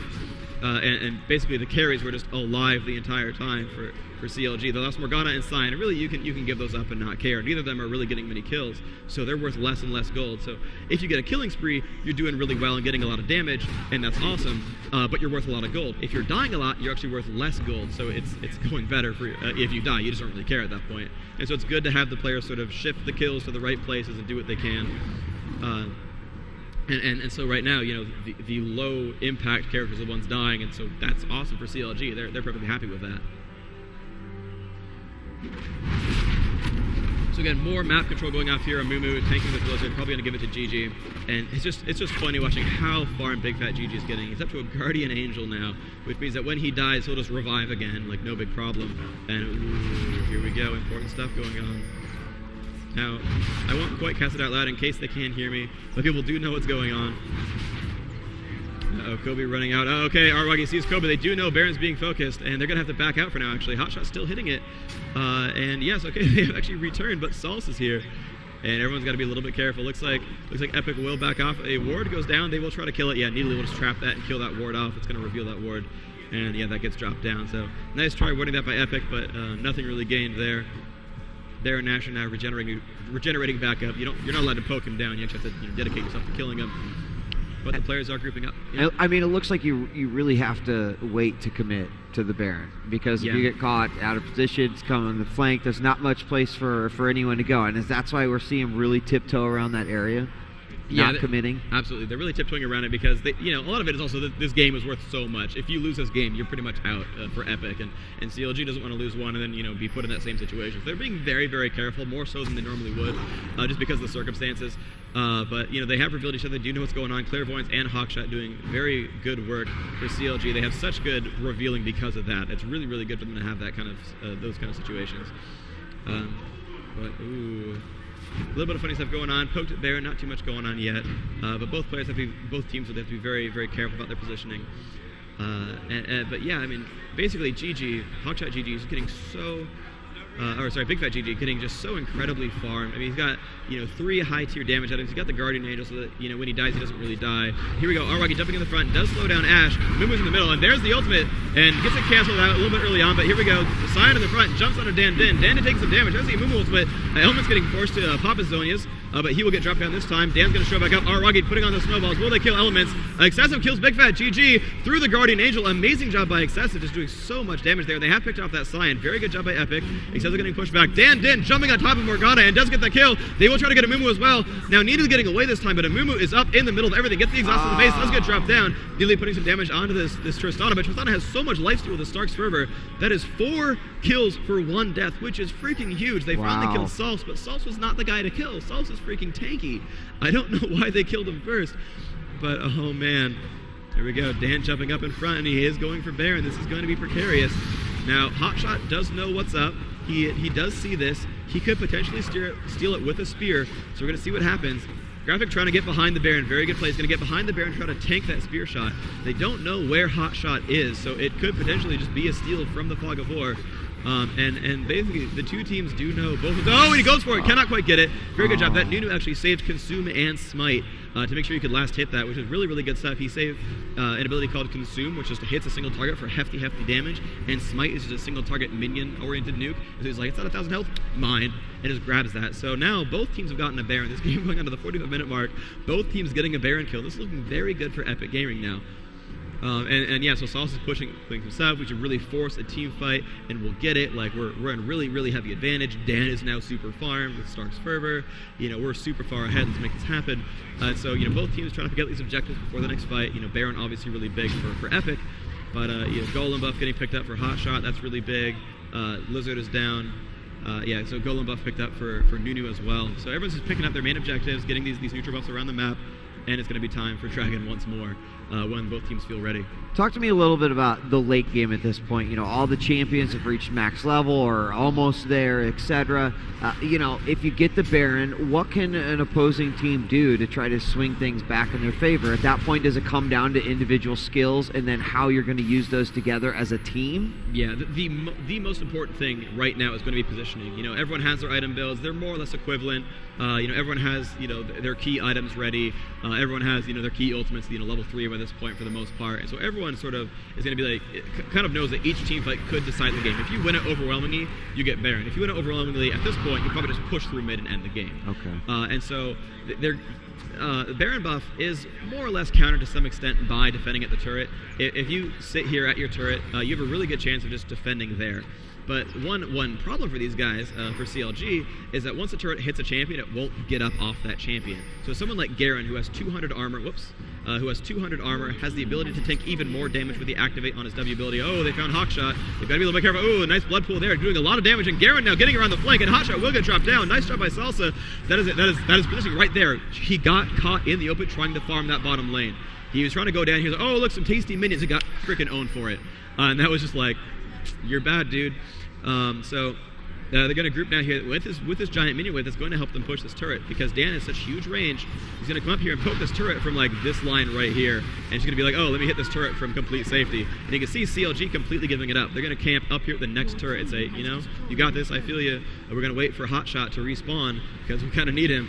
So very good stuff here. They're coming up now onto this turret, and they will go for it. Dan Din turning on rapid fire, and just so much damage on this turret through the Janna shield, and pow, that goes down. So they're now onto the inhibitor. This could be the winning push for Epic Gaming. Again, that one positioning kill, and there's the push. So right. The inhibitor has gone down. They're now spawning super minions, which means that now at the 46-minute mark, when the next wave of minion spawn, we'll see a really big 2 like cannonball arm super creep coming around, which takes reduced damage from turrets, does like 200 damage a swing, has like 4k health, is like, I'm gonna push, dog, and you're gonna die to it. Yeah, you don't want to run into those. Yeah, he's pretty dangerous. So that's gonna spawn with every wave. So we see this wave spawn, right? 3 ranged mobs, 3 melee mobs, and the super creep. 190 damage. Not much armor to speak of, but 4,500 health, and takes half damage from turrets. Oh, so Epic makes a mistake letting top push itself just in the minions. As the game goes on, these minions do power up, and they start overpowering turrets themselves. So you'll see these lanes kind of push themselves and make players make these choices of, oh, well, do I farm this? Do I defend? Oh, are we going to give up Dragon for it? And so a lot of these choices start, you know, ramping up as the game goes on, because just stuff starts happening to you. And how often is the Baron spawn again? The Baron is an 8-minute respawn timer. Okay. So at I believe the buff lasts about 5 minutes, 4 to 5 minutes, and so as this times out, we'll see 3 minutes until Baron comes back up. So we can kind of just watch Haruragi or Dan Din, and when that dissipates, we'll know, okay, in about 3 minutes, you know, it's going to be crazy again. But they're going to keep pushing though, with Baron buff, with Guardian Angel on Nunu, with crazy damage on Dan. Right? He's got his elixir, he's got his green elixir going, which gives him attack speed and critical chance. So he's hitting like a truck just repeatedly. And they really could initiate probably on this turret, but again, that Amumu ultimate is going to pin them to it, and it's going to be very, very dangerous. So they're going to back up for now. But they really do have like such a really awesome team comp, because they have these really sweet like R button ultimates where you're just like, I press this button and channel and dudes die. They have 2 really beefy tanks in front. They have a really good support. Janna's really holding their team together. You wouldn't think it, because like, oh, you know, it's Johnny, she's pretty good, but like, she's holding these fights together. She's shielding Dan for bonus damage. She's popping her ultimate when they need to sort of reset the battle. She's slowing enemies down, crowd controlling them with her tornado. Like, she does a lot in these fights. She's really holding them together, and she's an awesome support team. They picked her very early on because they knew they wanted Janna.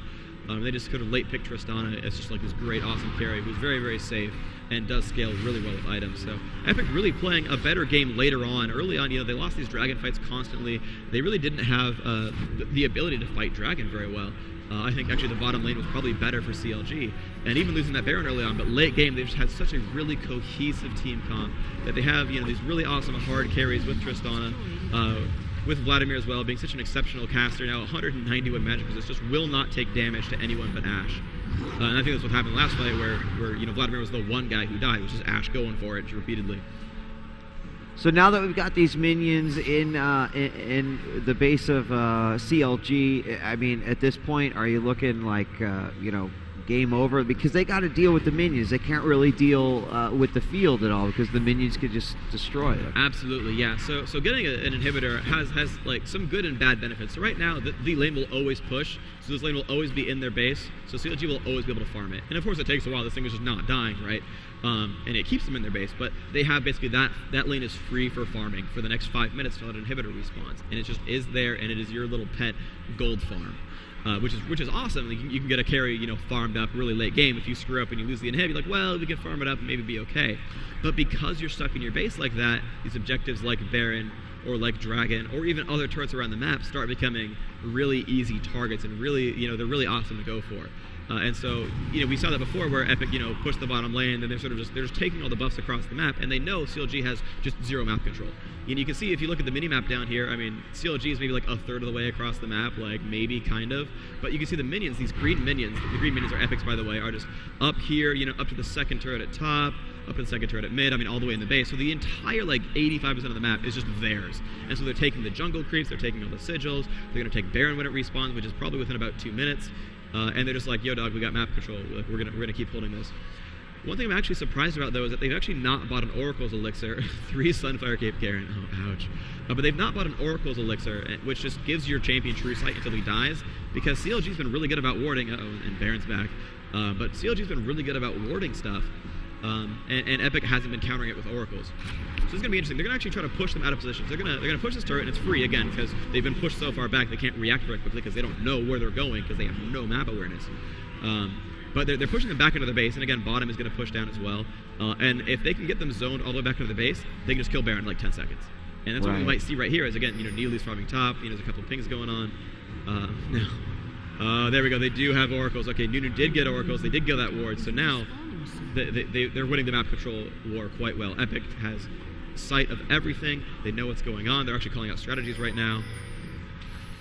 Oh, there's the hawk shot. They might see him.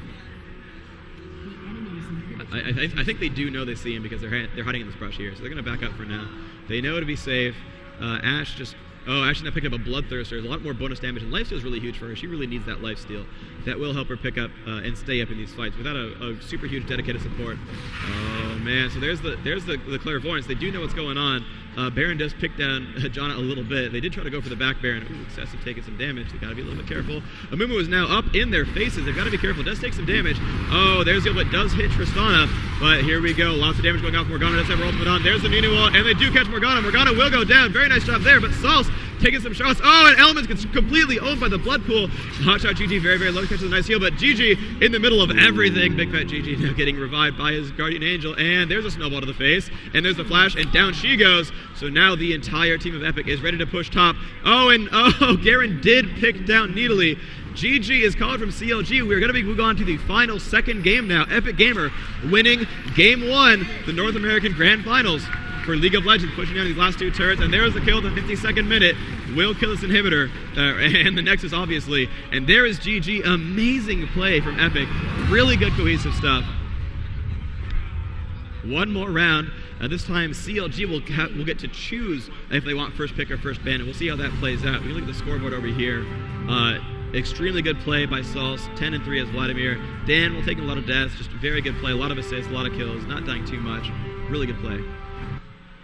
So good game, and we're going on to a game 2, and that's, kind of like what we like to see in any sort of championship match. A lot of people going for the underdog there. But tell me a little bit, like, to you, what you saw, Freak, what were the defining moments? I mean, Epik got that first kill, and there was a question I wanted to throw in there before all the action got started, is like, how often does that first kill really dictate the flow of the game for a team? It can. It's really weird. I really thought CLG was going to win that game because they were just winning in map control, and that is like the one skill you want when playing League of Legends. It's like, yo, we're going to control the map, we're going to take all this stuff over, it's going to be great. But what ended up happening is, they gave up first blood. Yeah, that kind of sucks, but like, I really thought they were going to just like keep the map going in their favor. They got the dragons, they got the first Baron, all that cool stuff. And then somehow they just stopped doing good things. I don't know if it was team comp. I think, in doing the draft before the game, Team Epik was like, wait, they didn't pick Garen? We were expecting you guys to have Garen. This is awesome. Wow, sweet, we get Garen. And as it turned out, Garen just like jumped on Ashe every fight.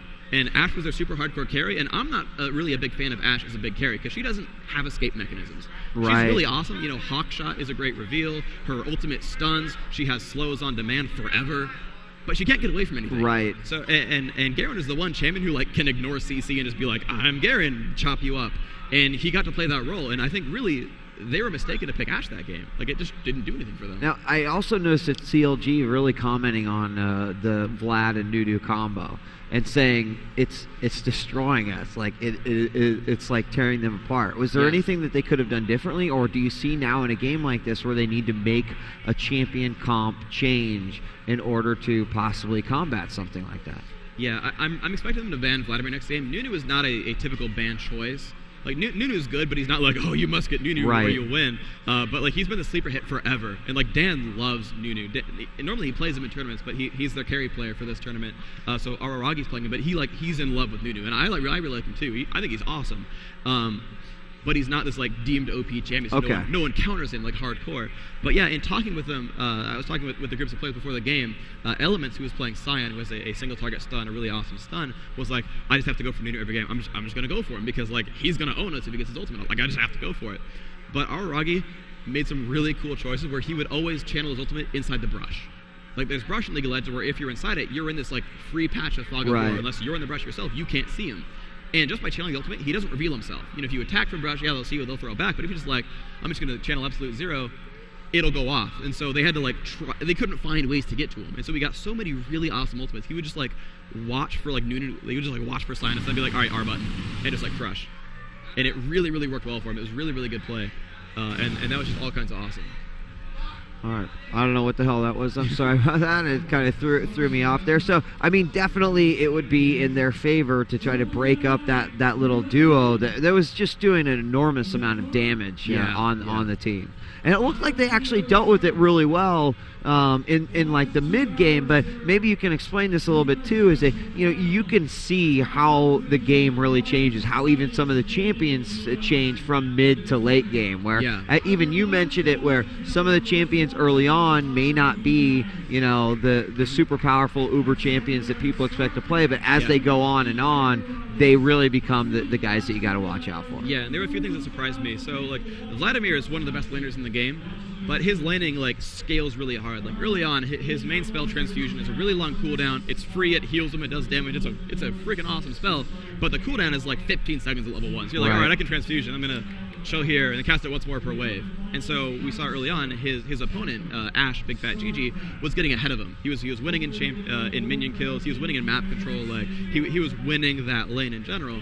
Then as time wore on and Salce maxed out Vladimir's Q, he maxed out Transfusion. That was like a 3-second cooldown, spamming it all day. Right. And started taking names. And that's the red spell, the, like, ribbons that come out and come back. Just, like, right. Sucks life from the dude right away and it starts crushing. So that it started doing things from late game. So that lane transformed into awesomeness. And we saw early on in the bottom lane, Janna versus Garen, Janna and Garen is a great combo. Like, you just won't die. Garen's spin scales off bonus attack damage, so Janna would just shield him and he'd be like, spin to win. This is awesome. And Morgana Cyan were kind of hard pressed to land a stun, and they just sort of have to retreat basically constantly. And then finally, basically, I believe because Garen got the first kill, Epik got the first kill, so they finally got in a position where, like, their spin would do so much damage because the damage on that scales faster than their armor does. So it does more to their health than it would have, at level 9 compared to level 1. It gets better. And so they're like, all right, well, now we can just blow you up because we'll just silence you and just go. And like with the tornado, we're just going to lead in and it'll be awesome. Okay, so I think we're going to be setting up here for game 1. You know what I would love to do? I was just kind of watching the chat. People like, okay, I've downloaded League of Legends now. Just like watching the stream, they're like, I'm ready to get into this. Any like starting champions that maybe you want to like throw out there? Hey, try this. If you just want to kind of get into the game and absolutely. So one thing we do, so you unlock content from in-game currency just from playing. You get IP influence points to unlock content. So there's most of our really easy champions are the really cheap ones. Champions like Ashe are like 450 IP. It takes like 2 games to unlock Ashe forever. Right. And Master Yi is another really easy one. And there's Annie as well. So those are 3 really big archetypes of like range DPS, melee DPS, caster. Soraka and Taric are really cheap and are really good support champions. And so if you want to remember those 5 names, Ashe, Master Yi, Annie, Soraka, Taric, Alistair, Those are these really awesome champions who are really cheap, but like your role is very obvious to you, and it's very easy to do what you want to do. And Ashe is actually like the tutorial champion. You love the tutorial, and you're playing Ashe. He's like, I'm an archer. This is easy to do, right? And so absolutely. Also, you can filter and sort the champions. We have like 59 champions now. And there's a tag called like recommended, and it's like champions that are sort of recommended for newer players. They also have stats like, oh, how good's my attack damage? How good are my spells? How is my difficulty? And they also have difficulty scores. So if it's really short, someone like Ashe versus Heimerdinger is pretty hard to play. So yeah, and then by that matter too, because I like to play like the casters, you could sort by the different archetypes as well. Yeah, so you can sort by type as well. You can just go into your summoner profile and look up every individual champion and read what their spells do and say, oh, this looks really fun, this is cool. And so yeah, I mean, and if you want to go to the store and look for the cheap ones, those are the easy to play ones as well. And so those are things that I recommend. So if you sort of want to catalog like guys that you think are really cool. In addition, we also have a free-to-play rotation. Every week we switch 10 new champions that are just like, go for it. Doesn't matter if he's expensive or if he's cheap, whatever. Just like, these champions are available. And if you go to the forums, it'll say, oh, Ashe is available, who's range DPS. Anne is available, who's a mage. Tarek's available, who's support. And it'll detail their roles. So if you're like, I want to play support, and you'll go to the forums and be like, oh, new free-to-play rotation. Oh, Soraka and Janna are free this week for support. Well, those look fun. And you'll see like, hey, this is a pretty fun champion. This is pretty sweet. In addition to that, we have a really good following. We have a guide section on our forum. Right. We have a lot of really cool fan sites who post guides everywhere, who post YouTube videos on how to play champions. We release how-tos as well for our new champions as well. If you want to just like go to YouTube and be like League of Legends and just like find all kinds of really awesome stuff. It's just, we have a really, really active community who loves to help everyone out. Awesome. It's a really friendly community, and it's all kinds of great. I think that's great. Anytime you're going to get that massive community support behind a game, and then of course you're going to have a developer that will embrace that sort of community support, even better. So it looks like the teams are getting set up. Obviously, there's some sort of strat discussion going on here, figuring out what's going wrong, deconstructing, the good, the bad from that last game. But I do think we are going to get started here in game number 2 shortly. Scoots, do we have an update? Yes? Okay. The game has been hosted. None of the players are in the game just yet. When you manually refresh the list, you'll see the game. We're going to make sure that we get the bottom slot on our team this time so that all the players are on the scoreboard. Because Nunu actually had rejoined and was then below me on the scoreboard, and I couldn't look up his stats at whim. So we'll let everyone join before we get in, right? Yeah, basically. Okay. One of us can stay in and just swap back and forth, and then we'll just see it. Okay, I'll let you. Yeah, so I'll basically yell at you to join the game, and then we're good. All right, well, let's go through the picks and bans real quick. Really, really, really interesting picks this game. So a lot of you won't know what I'm talking about. Those who play LoL will be like, wait, what, really? So right off the bat, Epik Gamer was first banned. So CL Gaming was first pick. Epik bans Ezreal. CLG bans Twitch and Garen. And then Epik, despite having such a great Vladimir last game, banned Vladimir. So Vladimir and Garen from last game are gone, which means that now Tarek and Kog'Maw are back in. So sure enough, CLG first picks Kog'Maw. Takes Kog'Maw over, one of the most awesome carries in the game. Like Ashe, has no escape whatsoever. Did you pick Evelyn for really me? Long range. Yeah, you're good. Okay, I'm good. Your champion's good, yeah. Yeah, so Kog'Maw, super long range, no escape, but so much damage. Then Epik Gamer came back, picked Tarek Amumu. These two champions are just freaking awesome. We saw Amumu last game. That ultimate binds everything down is really, really great. Tarek, we talked last game about being just an awesome support champion. Really, really, really great pick for Tarek. Back over to CLG, they picked Janna. So they got Janna this time, but they picked Kennen. Kennen was the third pick of the game for their team, which is going to surprise a lot of people. Kennen, one of the ninjas, which we're going to see in this game, throws out shurikens, really cool, really fast, harassy champion. So it's going to be a very different play style for him. And Janna, we saw last game, another really good support. Back on Epik, they picked Annie and Misfortune. So those are two champions we didn't see last game either. Misfortune, actually the newest champion to League of Legends, came out this Wednesday afternoon, roughly. But a really cool long-range carry, really cool champion. As well as Annie, just a great laning caster, tons of burst damage, really awesome stuns, really, really great champion. CLG's final two picks were Udyr and Shen. So this is CLG at the top. There's their Udyr, and there's their Shen right there. And Udyr is a really, really good jungler. He's really fast. He has an amazing gank ability as well.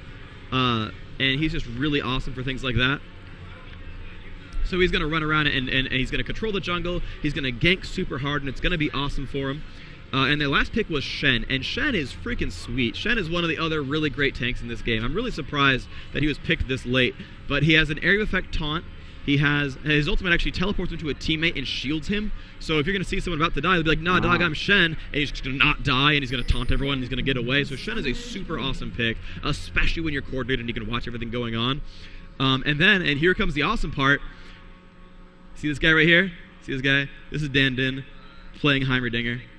Got a little Heimerdinger action going on. Last pick Heimer. They decided, you know what? They don't have really good champions to beat us. We're going to play a push shot with Heimer. And this is going to be really funny to see because Heimer is going to be the linchpin of the strategy. Just guaranteed. Sarah says Heimer is fine. I agree. Heimer is awesome. So how much difference do you think we're going to see from this game from the last game? So this is going to play out very, very differently. We're going to probably see Jungle Amumu from... oh, by the way, real quick, so Epik is now the purple team, and CLG is blue team. So don't get confused. So now the red names and the top is the team we saw at the bottom last time. That is Epik, the guys who won last game. They were trying to win this. Whoever wins is going to the grand finals. This is the final game. This game matters the most. It's all about this. Yeah. So we see, Amumu up top again and Janna on the bottom again, but everything else has really been mixed up. So again, Epik is in pink and purple and red and CLG is in blue. So people are now spreading out to the lane assignments. There haven't been really any early team fights. Look at the scoreboard. We can see everyone's starting items, see everyone's summoner spells, lots of ghost, 10 ghosts. Everyone likes ghost, makes you run fast. 4 flashes on one team, 2 on the other. So a lot of mobility picks here for summoner spells.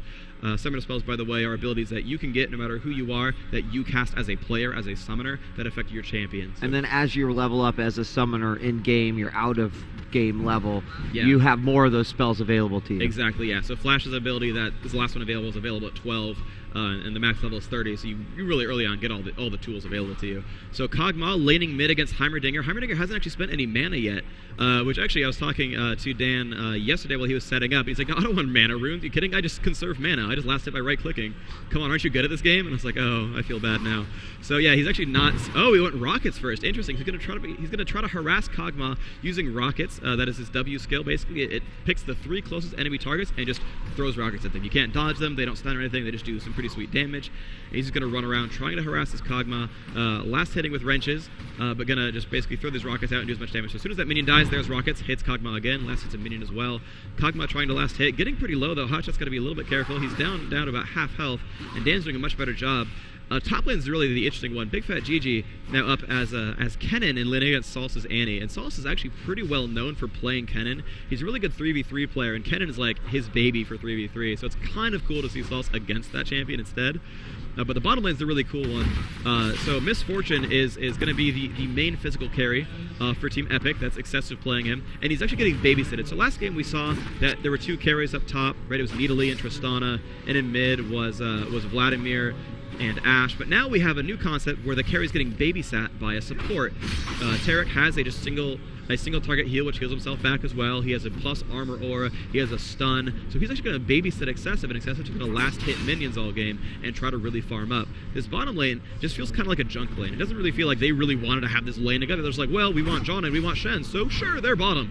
So I really don't see a lot of action going on. They don't have a lot of damage output. They have really good CC and survivability, but they're not going to pressure these guys at all. So Excessive's going to get to free farm like 15 minutes straight and just like show up with an Infinity Edge, and it's going to be really painful.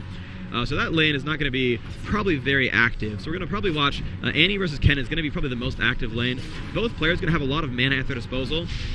Salce misses that minion kill. That was a bad play by Annie. Basically, when Annie last hits something with Disintegrate with her Q spell, a single target nuke, if it kills it, it gives her the mana back. So she can just spam this forever. All she wants, as long as she last hits, infinite mana.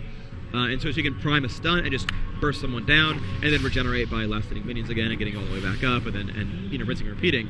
Kennen is a ninja, meaning he's energy based, which means he's really limited by cooldowns, not by his actual energy regeneration. You can see he's at full energy the entire time. He regens 10 energy per second, and his spells cost like 60, so it's really not a problem for him to last hit minions, or just to start spamming spells out there and harass. So both players level 5 up here. Kennen's missing a few of these last hits. He's missed 2 of these most recent champions, throwing out some shurikens, not quite getting that damage output. Gonna try to last hit something else. Okay, Annie has her stun ready. She might go in for some push. GG is staying towards the back. Ooh, he might be in range of Disintegrate. No, she's not gonna go for it. Gonna last hit some more minions. Kog'Maw in mid, though, has already chugged his healing potion. And Dan's doing quite well with his turret. He's actually only got one turret. He's playing a little bit of a different style here. He's not really spamming on turrets very hard. He's relying on his wrench auto attack. Doesn't have much mana regen either. He's getting about 2 per second, which is pretty normal for dropping it with a Doran's Ring and utility specs. So he might actually not have mana regen on his seals. I'm not quite sure. If I were out of game, I could expect his rune book, but we'll probably see that come into play a little bit later. But yeah, Dan not really putting down turrets, really just staying at full mana constantly, which I really am surprised by. Normally you see them play very, very spammy and just push all the way down to the turret and get a lot of control. A little bit of damage going off now onto that Taric, taking some damage, but again, he can self-heal, so he's pretty much in good shape. Excessive just spamming out, using double up, her main Q spell, which bounces the shot to a second target. Trying to put a little bit of pressure on, but not really getting a lot of damage output. You can see that she's up to 22 last hits, which is actually quite low. Taric has 12, so as a lane they have 35, but like you see Annie's at 38, you see Kennen up there at 35, so Excessive not last hitting very well, which is actually a little bit surprising to me, that he really could just go and take some risks and just go for any minion ever and just not die because his teammate's Taric. So I'm a little bit disappointed by Excessive's mechanics so far. Taric really shouldn't be going for any of these kills in the first place, so really, I mean, Excessive should just be getting everything repeatedly. And so, like I said, I'm a little bit surprised by that, but, you know, a little bit of counter harass going off. Chowster taking some damage, takes a stun from Taric, a little bit of damage from Excessive, but gonna be okay for now. But, ooh, Udyr has shown up in top lane, but looks like he's gonna blue pill out. Did not get a successful gank, so he's gonna just piece right back out. I guess he tried to gank top and got nothing for it. Meanwhile, mid lane, Dan just keeps pushing Hotshot to his turret, and you can see that Dan is winning this lane just by all rights. You know, he's pushing him to the turret. Another rocket to the face. That's probably like a level 3 rocket at that point. That's a lot of damage. So Hotshot already having to blue pill, already having to recall to the base, get some health again, and back right off. As Dan now with at least level 3 or 4 into his turrets. If I look at the health, that's probably level 3 turret. So he's just controlling the lane with these turrets, trying to push these minions down to the tower, and then just tossing out these rockets all day. So some pretty cool stuff there. Both players now have tossed some wards out. They've actually got them both on Dragon, so both players will really know if that ever is under contention. Udyr doing a very good job jungling up to level 5. Good play for him. Let's look at the jungle race. Amumu at 24 CS, and Udyr at 24 as well. So they both jungled exactly the same summoner spells in the same places, almost the exact same items. There's boots and cloth armor and boots and cloth armor. Same minion kills. So they're really playing very parallel builds. I mean, they're diverging in their locations a little bit. You can see Aragi over here, while Udyr's down on this side as well. But oh wow, I'm actually surprised. Top lane's been doing. Yeah, that's kind of what I figured. Top lane doing. Wow, sorry.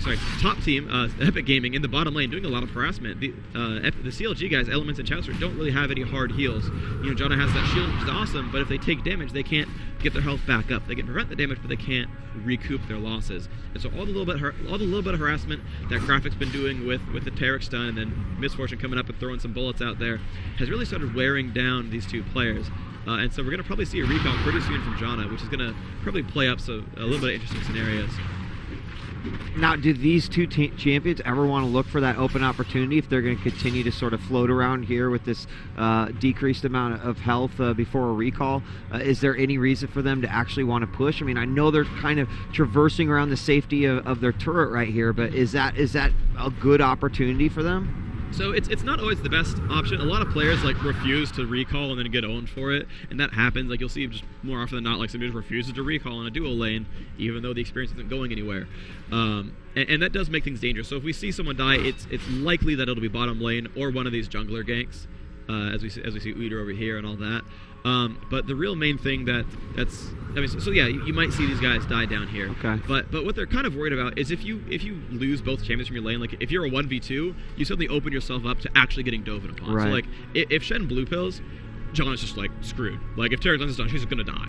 For the most part, they're probably just gonna get owned. And so they got to be kind of careful. Well, if one goes to heal, it's a 1v2, which means we have no more lane control. It means that we can get doven upon because we don't have the extra crowd control. And so you actually give up a couple of weaknesses. Now, I personally like just spamming really hard in a dual lane and just I'm gonna go my mana to 0 and then blue pill and buy boots and come back. And I'm at full mana again. I'm gonna spam my abilities some more and just repeat that ad nauseum. In a dual lane, that's not really a huge problem. It's not gonna hurt you too badly, but it can cause issues once in a while. Oh, very nice play there. So Aragi bought a pink ward, a vision ward, which reveals invisible units, which revealed this ward right here, which is now a corpse. And so very good play by Amumu. Dropped the pink ward, which is the better. It's more expensive, it doesn't last as long, but it reveals other wards, and it was now we have ward control dragon. What up? And that's really huge, because Amumu is one of those champions that can pretty much solo dragon super easy. And so now CLG is actually really concerned about this. You can see Udyr is actually going to have to go and sure enough, he has to run down and be, okay, he's not on it. Good. Okay, we're safe. Cool. And even though he's low, has no mana or health, like, he had to check because you don't know. That's really, really awesome. And oh, that's just funny. That's just really clever. So we're gonna see if anything happens here. Yeah. All right. So we'll leave that for now.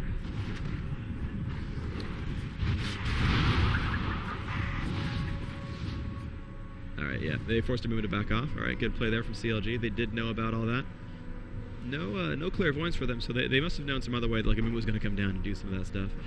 So good play by them, knowing what was up, knowing that Amumu was probably going to go for it. Yeah, there we go. Udyr dropping his pink ward of his own. They're just going to go back and forth with his ward control. You can see he's dropping that ward down real quick, dropping that. Yeah, so that has gone down. So now ward control is in CLG's hands, and the good thing about killing wards is they are worth 25 gold. So even though you spend 150 to get a pink ward, you at least got some of that back by just like killing the other one. So ward control back in CLG's hands, which is really good news for them. They have spent more on the wards probably because they've bought the green and the pink one, but they have control of it, so it's worth it, right? It's worth that extra 100 gold spent. So it's a very good play. Now Hotshot's a high enough level that he can kind of spam down Dan Din. His W skill is called Bio Arcane Barrage, and what that allows him to do is just take really long pot shots, just really throw free throws at that Heimerdinger to start picking him down that way. But Heimer is getting some pretty good AP now. He's got his blasting one. It's up to 56 AP, which is really good. His turret's going to do about 13 more damage that way, and that's really good news for him.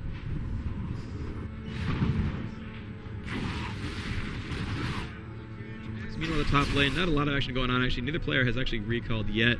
Doran's Ring versus Doran's Shield plus Potion. Big Fat GG just hasn't taken damage this entire time. He's just chilling there with 1500 health. He's already level 10. So these guys are leveling really, really hard and no one's messing with them. Yeah. But they're going to be like the forces to be reckoned with as this game goes on. Their CS is really high. Kennan's at 98, and he broke first one to break 100. But Heimer at 97 right behind him as well. And Kog'Maw down to 80. So HotshotGG is laning much worse than Dan Din. Salce versus Big Fat GG is pretty much equivalent. The bottom lane here, Graphic and Misfortune at 100 total for themselves. Meanwhile, Janna and Shen only at like 60. GG taking some damage there. We go. Salce putting some damage output. Big Fat GG putting some back. He does have the better regeneration with Doran's shield, so as this wears on, if there's not too much more burst going on, he'll start winning the lane, as well as eating a healing potion. But, oh, you are silly. Why did... So, for some reason, they decided to put another green ward down here in front of Dragon, despite obviously a pink ward chilling there, so just completely free ward kill. That was, honestly, like a little bit sloppy play from Epik Gamer, so CLG's doing some good stuff there. So Epik has the advantage in creep stats. They're about 60 up across the team. Ooh, nice little grenade there. Try to hit Hotshot, didn't quite do it. So they're up in creep stats, but they're losing in ward control, and that does matter. That they're gonna map control. We saw last game meant a whole lot. As whoever was getting those really big battles was winning the game, and then whoever got picked off would then lose the fight. Now the Baron spawns at 15, right? Yes. And then 8 minutes after that. So Yes. we've got, what, about 90 seconds until then? Are the teams already considering and thinking about this moment? Like, how are we going to be in position around that time? I mean, are we already to that point? In a few rare cases, yes. There are some champions who just really excel at killing Baron. Amumu is actually one of them, but another really heavy favorites are Heimerdinger, so again, on that team. Shaco is a big one. Warwick is a big one. So they have two of those champions, Heimerdinger and Amumu, both are really good at killing Baron. So they have the possibility to go for it. They probably won't because it's really dangerous. Okay. Like, you have to know that they know you're not there. Like, you have to somehow completely fool them from that, and that is going to be very difficult for them to do. Gotcha. So I don't see that super likely. But certainly, like, that threat exists, right? Like, CLG can't just AFK from the map and not expect that to happen to them. So that threat exists for one team and not the other, which is a nice little advantage that Epik has right now.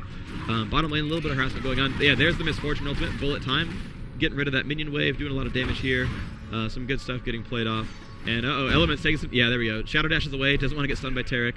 Chowser taking some damage from Misfortune, but going to be okay for now. Misfortune getting pretty farmed. Has that BF sword, 50 attack damage. Swings for 127. It's going to make her ultimate hit really hard as well as that scales up attack damage. So that's going to be some cool stuff.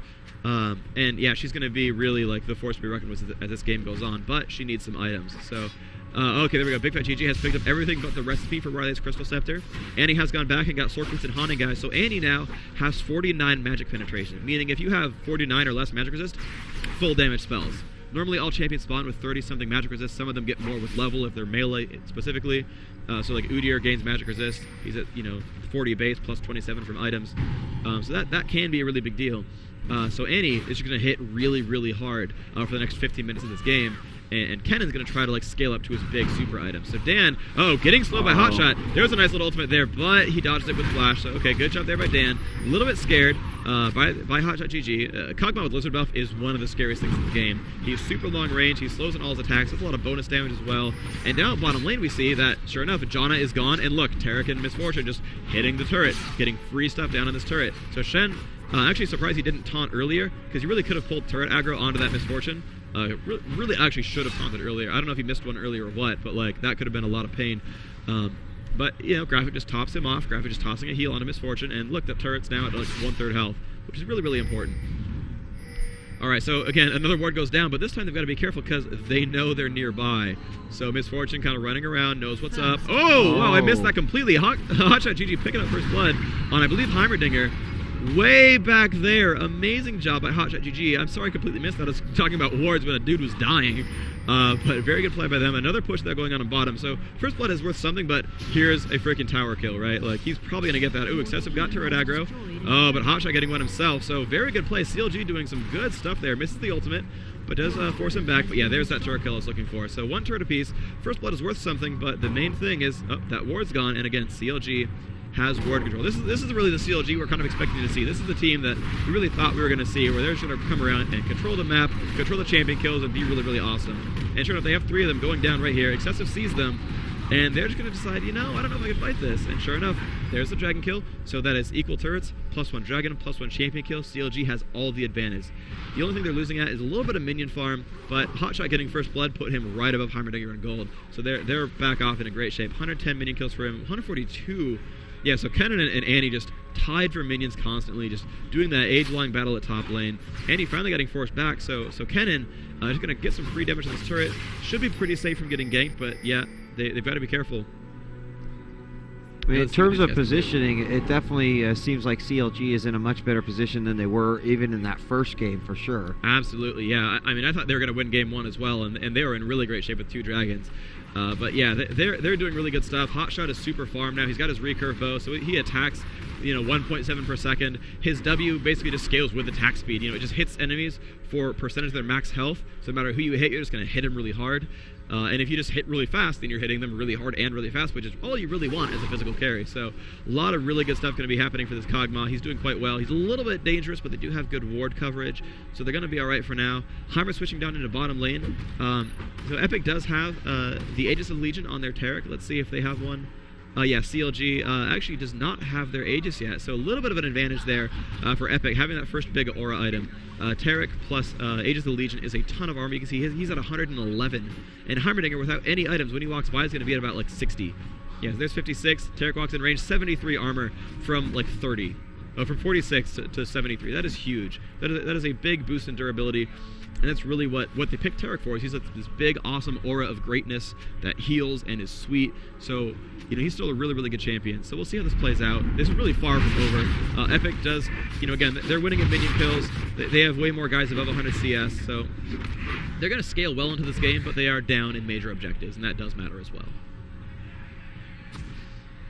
A little bit of harassment going on. I think Kobe and Tarek saw each other, but they're going to be okay for now, backing off.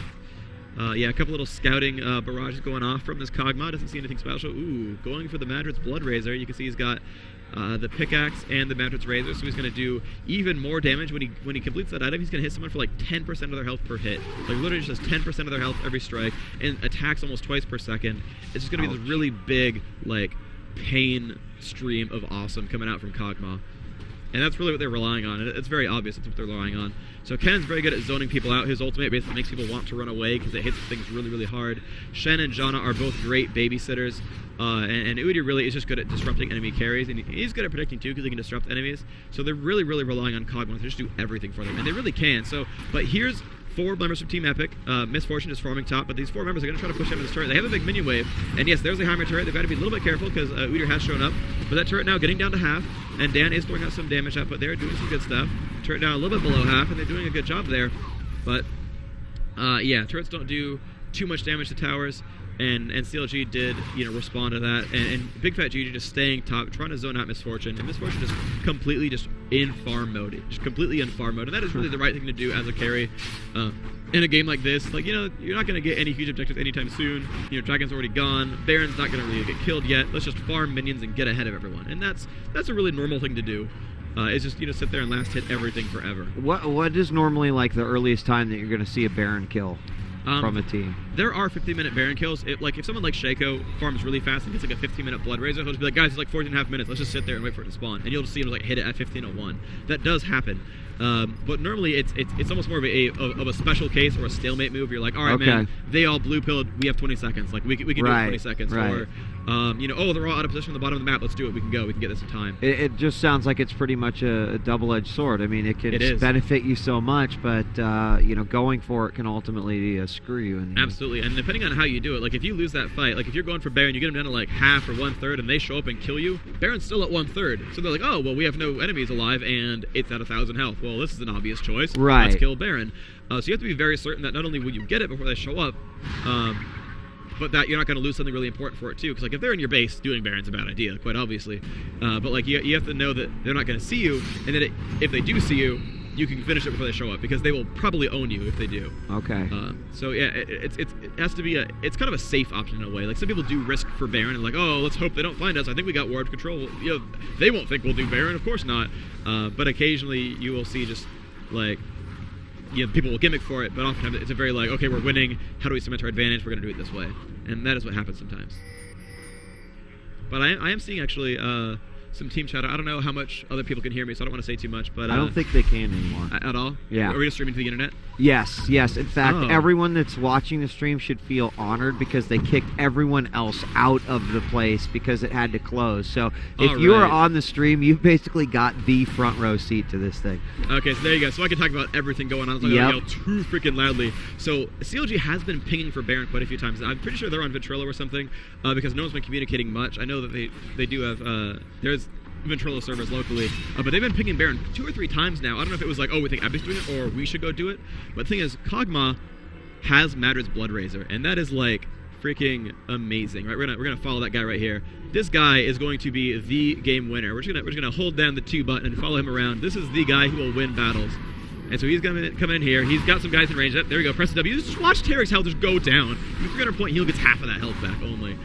So he is just deadly, and that is really big. So yeah, picking off the rest of these minions. We see Mumu kind of flanking around the side here. He's off over here. Yeah, ooh, a nice scouting shot from Kog'Maw. Ooh, down to half health. Careful there, man. Uh-oh, Anios, what's up? Yeah, there's the Timbers. Will they drop down HotshotGG? There's Mumu. Oh no, and Janna pops him back. Amazing job from Janna. But Tarek, Sion jumping on there, Shed jumping on there, trying to keep him alive. But Rocket in the middle of everything. Mumu super low. Will Mumu go down? Yes, it does. CLG picking up that kill, but they are now getting Rocket into the face. Dan doing a very good job of controlling that map. Element's taking some damage to the face. That upgraded turret will try to pick him down. Will they get the rest of that damage? There's the Rocket. There it is. Dan did picking off Elements. So that's a 2-to-1 kill score now, but CLG still winning this. But they've got guys very low. Misfortune does drop a lot of damage output there. I'm actually surprised she didn't get to bullet time. I don't know if she got stunned or what, but I didn't see her ultimate go off, which surprised me a lot. I'm sure she used it, but I just didn't see it. But everyone else popped their ultimate. You know, Shen's is gone. Kennan's is gone. Jonas is gone. And Kog'Maw's like a 3-second cooldown, so it's always up. But, oh, a nice little stun there. Will they kill Hotshot? There was another stun from Annie. Will they pick him off? And yes, nice job by Dan Din. Amazingly coordinated. They do pick up HotshotGG, and that is a nice new shiny lizard buff for Dan Din. And that is a turret kill as well. There's no minions left. Ooh, yeah, they're like, I don't want to go for it. Oh, nice. Yeah, so Dan puts the turret down, which will tank the tower, and then it picks him off. So very good play from Dan. Knows his champion. And a little interesting thing there is, notice where he put it, right? Like right there. If he walked like up here and then placed it, he got shot by the turret. He would have taken aggro. So he's like, here's where turret aggro is. Here, turret aggro is right there. Let me drop this turret down and then walk out. So like these little things, you know, both from mastering enchantment, knowing the game really well, those things do matter, right? A free turret go for the team. Maybe that 100 gold let Annie buy a Zonia's ring. You don't know, but like that's important. That kind of stuff matters so much. So right now, ward control is kind of interesting. So both, okay, so a pink ward from Epik Gamer. But it's so far from this ward down here that CLG is just like, well, I don't know. So these guys wasted some gold. They can see the gank path, which is really smart. They can see if guys are going through the river, but like they both see dragon, and one paid more for that privilege. So kind of a win there on CLG's part. 2 kills apiece, right? And Epik picked up that tower kill, so it's 1 and 2 tower kills versus just 1 tower kill. Now they are down dragon, I'm pretty sure, but you know, tower's close to dragon worth, and they're equal in kills in champions. So this is very, very close once more. This is you know, we saw again last game CLG had the early game advantage, but now, you know, Epic's pulling it back. And honestly, I consider Misfortune to be like more of a I win the game carry than Kog'Maw. Like Kog'Maw's really awesome, he's consistently damaging, but you can do things about Kog'Maw. Misfortune, I just think is like, I press R and you can all go screw yourselves. And especially with a Mumu, like if Mumu gets his ultimate off, like that's a full Misfortune ultimate, like no questions asked. You're just done for. So it's gonna be really cool to see how that's gonna play out, because Excessive is getting himself there. He's not super farmed. Like at this point, he should probably have an Infinity Edge, or at least like a Bloodthirster and something else. But he'll still get there. I mean, he's at probably 100 minion kills now. Yeah, okay, 151. He's caught up really quickly in minions now. He's probably back on schedule for what a carry should have from farming top for a long time. Double up, picking up 2 more minion kills. Ooh, a little stun on Kennen. They're not going to go for it. Okay. Backing up for now. And Mumu off in the wings. Going to be a little bit careful. Heimerdinger doing a good job. Put his turret up there in front. Uh-oh, yeah. Okay, so both teams see both teams. Uh-oh, Mumu has come in. He does see Shen. Will they go for this? There's the ultimate from Misfortune, and they take a ton of damage. The turret has gone down, and there's Ken in the middle of everything. Andy getting dropped down. Aragi is going to die, and Mumu does drop down. That's a very good job from Epik. Kobe getting dropped as well from CLG. So Epik doing a very good job here. Hotshot, though, picks off Aragi. So that is, 3 CLG guys. You've got completely decimated. Dan Din picking up some good stuff, and Salce with a double kill on Andy, and Hotshot getting freaking owned. Hotshot will get dropped down. Ouch. There's the kill, but Dan Din going to take some damage from the Kog'Maw. Yes, does drop him down a little bit low, but he's going to be okay. How much damage does that do? So that does, I believe, like 100 plus 25 per level, Okay. or something higher than that. But it's probably about like 300, 400 damage right there onto Heimerdinger. So now it's a 6-3. Epik doing a very good job. 6-3 now is their score. So they've just won these team fights so hard. Oh, sign language over there. That's useful. Thanks, Matt Marcou. But yeah, so Epik doing a very good job. Oh, and they've gotten Dragon. So I mean, they're just doing such a great job at controlling this map. There's the Dragon. And it looked like CLG's game. We had a 5-on-5 in the middle. There was a lot of like a battle of attrition going there. But I mean, ultimately, Epik really came on top of that last exchange right there. Yeah, I feel like Epik is playing a more cohesive unit. Like Tarek doesn't do a whole lot to the entire team necessarily. Like, plus damage is awesome, but for dudes who actually auto-attack. Tarek's pretty singular, but he's still really awesome, because he still does enough stuff, like, really focused. Like, Udyr's a good jungler, and he can kind of gank, but if you don't gank, you don't do a whole lot as Udyr. Like, you're not this, like, super awesome late-game carry. You're a really good tank, you're really good at soaking up damage. But you don't completely just like own faces. And similarly with Kennen, like I'm actually really surprised by Kennen in 5s, because Kennen's good at single target isolation and like the I win R button of like I'm in the middle of all of you and you're all gonna die. But Annie does that too, and Annie does it from a safe distance. It's much safer, and just, right. You would generally want to see that difference. So I feel like they got outpicked. So good golden pickup. Yep, Big Fat GG's gonna take that one. It's probably fun. Kog'Maw could have had it too, but that's fine. Kennen with blue buff is good stuff. It's good people.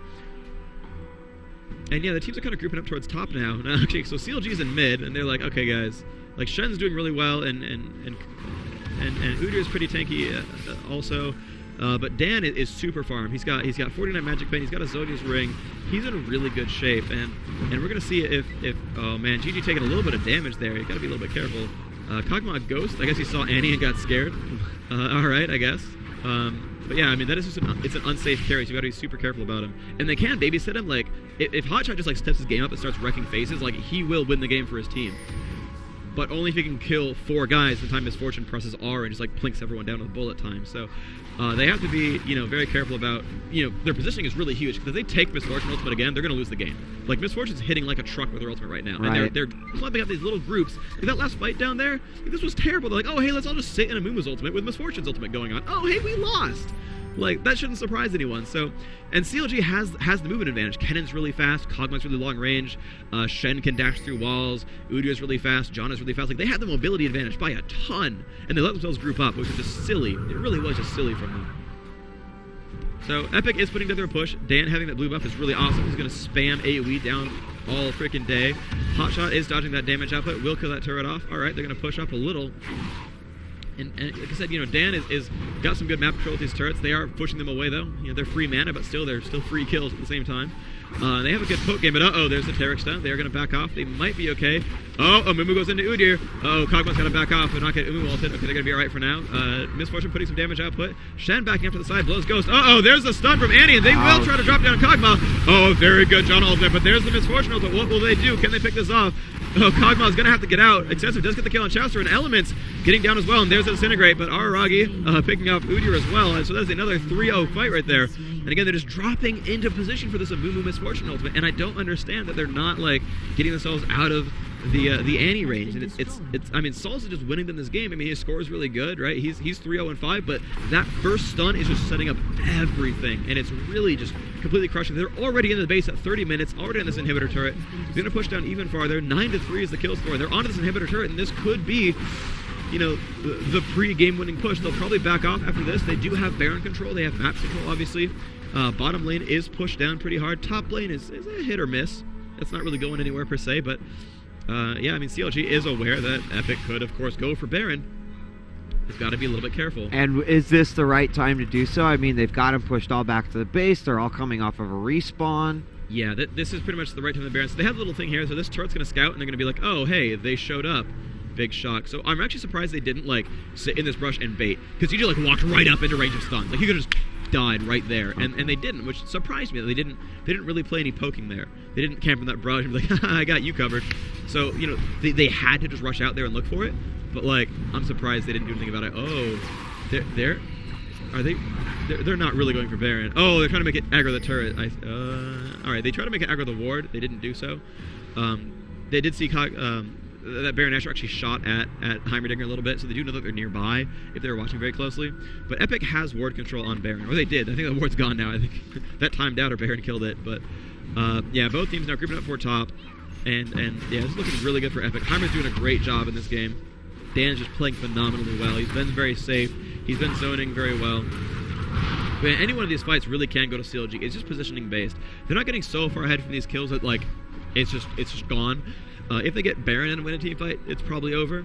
But you know, Kog'Maw does a ton of damage. Everyone has their main key items. And all they have to do is finally dodge Misfortune Ultimate, and they will win the game. And they can just blow up everyone they want to. But they've just not been able to sit there and just lay down the DPS. They're a very consistent damage output type team. You know, Kennen constantly throws shurikens. Kog'Maw must auto attack to win. And oh man, Epik is on to Baron. So here we see they do have that Heimer turret in the back for defense, actually not going for Baron. And the thing is, they don't have their whole team there yet, so this thing is dropping down, but I mean, this is the one gank they need. Yes, they have backed off. They haven't taken too much damage, but Dan is low on mana, so an amazing taunt! Here goes Kog'Maw putting some damage. Mumu does miss the banish shots, and here we go. This is going to be huge. Big Fat GG getting his ultimate off. Misfortune just trying to bullet time, but Hotshot in a good position to start blowing people up. Going for Araragi, is not hitting anyone useful. He's just running around picking different targets, and Hotshot's going to drop down. He might get a kill here. He will probably kill Tarek. Kills Tarek. There we go. Just get that kill there for himself. Good job. But I mean, they're just not playing it right. They're just like, oh hey, here's his team grouped up, and let's just screw up our positioning and target selection. Like Hotshot spent the first like 10 attacks just hitting a Mumu, which is the one target you don't want to hit because he already casts his ultimate and he's a tank. He doesn't do anything else. And Hotshot's just like going for him, like, oh, I got this, man. Not really the right play. So Team Epik already in their base. Now they are low on health and mana, so they're like, oh, maybe we'll back off. Just kidding. They don't get any permanent damage, but I mean, the target selection is not really good from CLG. They did pick up a kill. They did get Tarek. That was good. Tarek's a reasonably good kill. But he's like the least farmed, lowest level champion in the game. Like, they really don't care if they kill him or not. It doesn't mean anything. But I guess the difficulty for them is Epik has a Zhonya's Ring on Salce and Dan Din. And Zhonya's Ring, you just activate it and you turn invincible for like 2 seconds. You can't move or attack, but like you just de-aggro for 2 seconds completely. Can't get hit, can't get targeted. You're just good. And so if they're like really going for Annie, you're like, nah, Zhonya's, I'm good. We're gonna chill out, and then everyone else might die or they might get off you, and then you're good again. Then you might get killed afterwards, but like you keep that presence for a little bit longer, you might get one more spell off, and that's just really awesome for not dying. It does so much for you. You probably break whatever stuns you're under, and just really good stuff. But Epik is just completely controlling the map now. They've taken now their second straight dragon, which is really, really good for them. They're just gonna drop that down really quickly. Dan playing very good. He's gonna go for Archangels now. That's a very good choice. It's gonna have some mana regen, a lot of bonus ability power. So very good, very strong item build from this Heimerdinger. Actually, it's the same build I use. I'm just gonna plug myself real quick. I use that build. It's really good. And yeah, but CLG is still taking the buffs quite well. They haven't given up their map control. Big Fat GG does have Golem buff, throwing out shurikens, dropping that down. He does do a lot of damage. He is working on his own Zhonya's Ring. But you know, Epik is just doing a very good job. They pick out another turret up top, and this is dangerous for John. And there we go. Yeah, she goes back around towards the bottom. Udi's group it in as well. And here we go. Dan throws a grenade, doesn't hit anything. Just barely missed that shuriken. We really needed to hit that shuriken, I believe. If GG hit that, that'd be a nice slow, and that might have gotten them a Heimer kill. But we see the positioning is so good. We see Epik off on the right-hand side. Oh, very good job at Hotshot. Does reveal them with his ultimate. Very good play. Very tactical use of that spell. And that's the kind of stuff that's going to keep you in the game. If you're a little bit worried about losing, you do want to be careful about that kind of stuff. About those ganks to the side and just poking things and revealing them. That's really big. So the direct Baron control is actually in the hands of Epik. There's no ward right here for CLG, but both teams know that's really going to be push time. Just some more farming going on by GG. I just don't think Kennan's implemented it. Is Kenan really doing enough influence here in this game? And there we go. Epik is back up in the game. They're pushing this down. And oh, there's a reveal. So they do know what's happened. And Baron again for the second time getting dropped to half and then ignored. But this actually could be really positioning. Epik Gaming is split up right now. This is the fight that CLG must win. And they're not going for it now. They have Heimer up alone. There's the big cut GG. And a very good job. They will kill Dandin. They needed that right there. That is very good. They needed that. They needed that. And that's 500 bonus gold. Oh, and Salce is now available. And Salce has burned flash, but she is still available. That is a slow from... Oh, no. Oh, there's the Lizard Ball slow. Hotshot taking so much damage. But yes, they will drop her down as well. This is Sonya ult. And yes, they do drop her down. Very good job there. That is 2 kills unanswered. They needed it. And another killing spree. That was Dan and Salce were the 2 who were getting all the kills. That is huge for them. So that is a 1,500 gold swing for the kill itself plus the assist credit. And this is enough to potentially Baron. If they wanted to, they could Baron. They have a Kog'Maw with a Madrid Blood Razor and a green elixir. Oh my god, they are going for it. And they know is the thing, like Shen sees them, they know, but Shen can take them for all day, and that's fine. And they don't have a good way of stealing it. They don't really have a good way of stealing that. So as long as Hotshot does his job, they really could just completely... Uh-oh, they're going. They're 10-2000, they've got to pick this off. Oh, Zonia's trying to zone them out. Yes, they do get Baron. Hotshot's getting low, but he's going to be okay for now. He needs some kind of Janna shield. Rocky's in the middle, but does not have his ultimate, I don't think. There's the fight. Oh my god, Kenan doing so much damage, trying to pick up Misfortune, but there's a Mumu in the middle of it. Hotshot out of range of the ultimate will blow everyone up right here. Does rob from Mumu. We'll go again to Excessive. Excessive getting friggin' one more shot. Yes, he goes down. And oh man, amazing play there. Graphic now just completely screwed. Going to get Willie Flash. Yes, there's the flash, but still they could chase him. There's the bear stance stun. There's Kog'Maw's W. Chunk. Will they kill him? They can't quite do it. The Ignite getting him low, but he will get out, which is just so huge. The positioning, you saw that they had that fight where Misfortune's off to the side, Amumu's kind of stuck over here, and then it's like, so here's 2 guys up here, chilling off. Here's 2 guys down here chilling. Let's go blow them all up. And they just completely wiped the floor with them. And it was just the play to make. And it was just like so like almost elementary from Epik to like not split up. And they did. And you see when they did these group together team fights, 2 to 3 fights straight, they're just like, yo dog, we're gonna press R and kill you. And then they didn't, and they just got raped. And it was just funny to watch that. I want to see this game go on. They lost an inhibitor at 30 minutes, which is usually a sign of you're losing. Right. But they did a very good job of holding it together. They didn't get pushed again. They kept it alive. They didn't allow Baron. There are a few things that I think Epik could have capitalized on. There's the one time back here where they like ran all the way up to this brush and then like, oh, it's just a turret. We're cool. And they could have ambushed them there.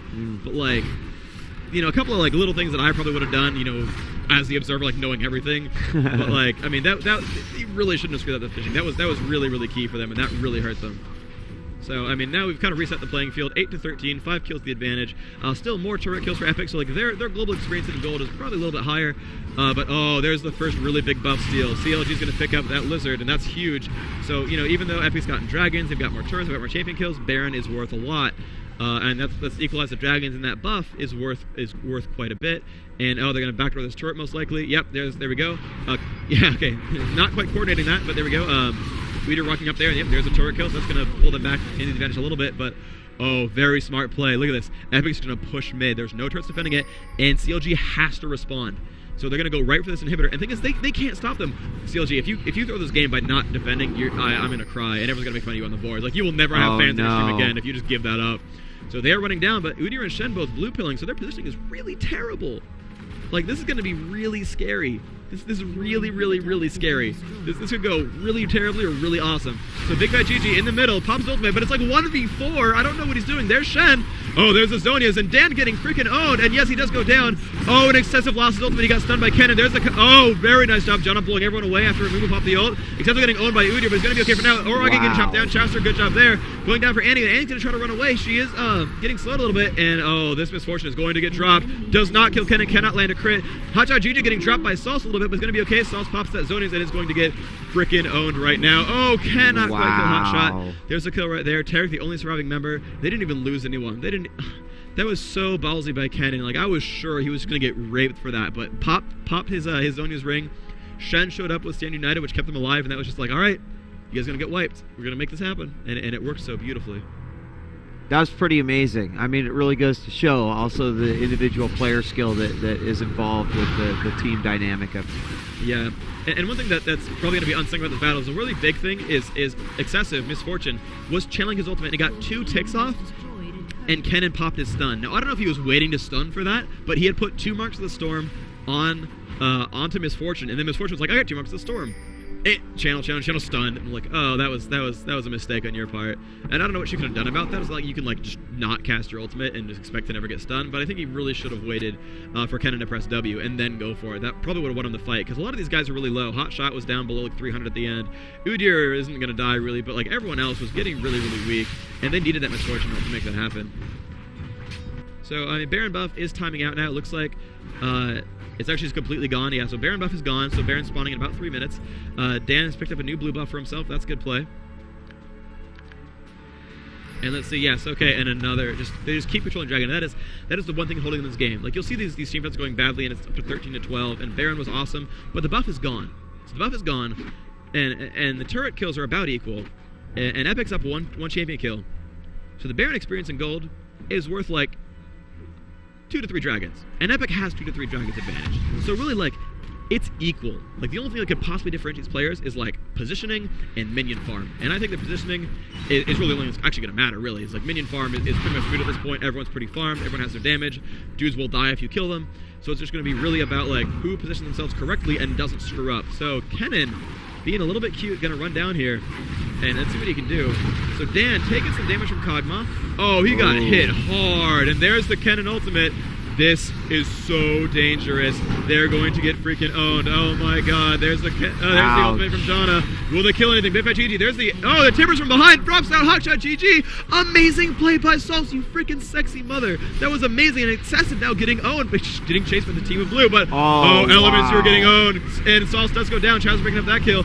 It's getting so low on all these players. Gravik getting owned right now. Will Kennen... Oh, he misses the glade. Can he get it? Can he get Q?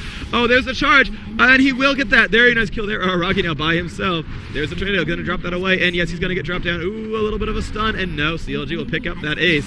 Very, very good play by CLG. The last 2 players just holding on for dear life, doing some nice little stuff. But, I mean, I really say Salce did the right thing. He jumped right on top of Kog'Maw and just blew him up. But somehow, without their main carry, with Udyr, Shen, Kennen, Janna, which doesn't seem like a lot of damage, they wiped the rest of the floor. And I think that was Kennen ultimate. And Kog'Maw already getting Heimerdinger low, because Heimerdinger was at like 1/3 health before they even fought, which was such bad play from Dan to get himself into range of Kog'Maw as like the frailest champion on your team.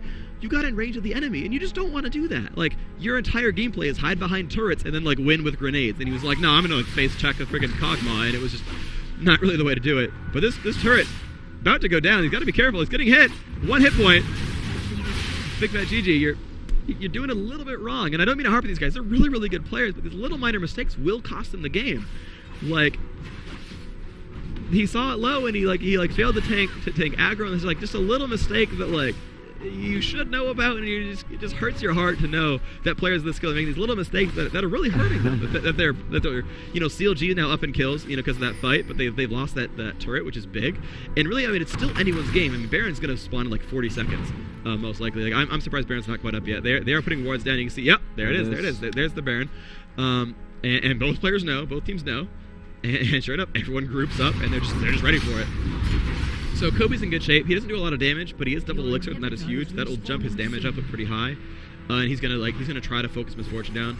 Misfortune going has really good right-click items. Infinity Last Whisper is super huge, but it's still, I mean, it's 43 minutes and only Infinity Last Whisper. That's not really high. That's not too great. So I'm a little bit surprised he doesn't have more gold. He does have red elixir, which is good, but no green elixir, and that is actually important as well. Attack speed and crit chance is pretty huge. CLG actually getting ready to push, which is pretty cute. So let's see what they can do. I mean, that turret is doing some damage to the minions, but Kog'Maw, right, presses W, has long range, just poke down that turret, and they can sit here all day. It's no big deal. They have mana regen, they have health regen. They can sit here, you know, AoE the minions down, protect their carry, and just again poke these turrets down, and they'll do well. So Dan throwing out some shots, not getting a lot done. There we go, Kog'Maw again hitting this turret down, and Kog'Maw with a Janna shield is just so deadly. Now has a frozen mallet, and that is so huge. Frozen mallet is really, really sexy on him. And yep, they're going to go again. There's a Janna shield on him, and there we go, chunking it down for about 100 damage a shot. Does take a stun to the face. Hotshot's a little bit scared, but yeah, they're just going to spam down these waves every single time, and this turret is just slowly going down, and it's going to go down and go down and go down. There's a little bit of a minion farm push wave going bottom. It won't kill this turret. A little bit of a push wave going on top, won't kill the turret either. But both players are kind of going back and forth, poking each other. Aragi taking some damage, has a lot of MR. He's not dying too fast to Kog'Maw, so that 10% is now 5% of his max health, which is not too deadly. But they're going to go once more, probably for this turret. Kog'Maw is probably ready to press W. Yep, there we go, presses it up. Takes a stun though, and every time he gets in range, the Tarek's like, no, dog, I'm going to stun you, and he has to back off, because if he gets blown up by Annie, they're going to lose that fight. And again, it's that positioning. If they're grouped up in the lane like they are, and Amumu gets a good ultimate, that's a wipe, because Miss Fortune is level 16 by now. Yeah, she's level 18, so it's a full power ultimate with like plus 120 damage, 130 damage. That's going to be a very, very heavy bullet time. Probably swinging for about 200 damage per wave, which is just hefty. And okay, they've got the turret this time. They failed to get rid of the minion wave, and that's just a dead turret. Somehow Epik just like lost concentration and didn't get rid of the minion wave. And so it was just like, okay, we have protection now, we can just get it. And so a little bit of a mistake there from Epik. I think it's just like lack of concentration, I'm not sure. But yeah, some free farm minions over here at top lane. They did ping it from CLG, but no one's really going for it just yet. No one's going. But with the map control they have right now, they're just going for these jungle creeps. Miss Fortune does still have a lizard buff. I don't know if that's new. I forgot to see if she just crept it. Yeah, I'm pretty sure that's new because my marker's gone, or is there, so it means blue team didn't kill it last time. But yeah, we're probably going to wait for another lizard buff from HotshotGG, which just spawned, so they might go for that. But again, Baron, a big deal again. Both teams know, oh, you know, Baron's kind of careful. Okay, yeah, there we go. A good shot from Kennen. Probably did hear that sound effect hit, so they do know that those guys were there. They did break a Banshee's Veil off of a Mumu. Uh-oh, GG, be careful. You don't see him, do you? Oh my god, big fat GG, can you get out? Oh, such a mistake there. Blue pilling in the brush and is like not running away in time.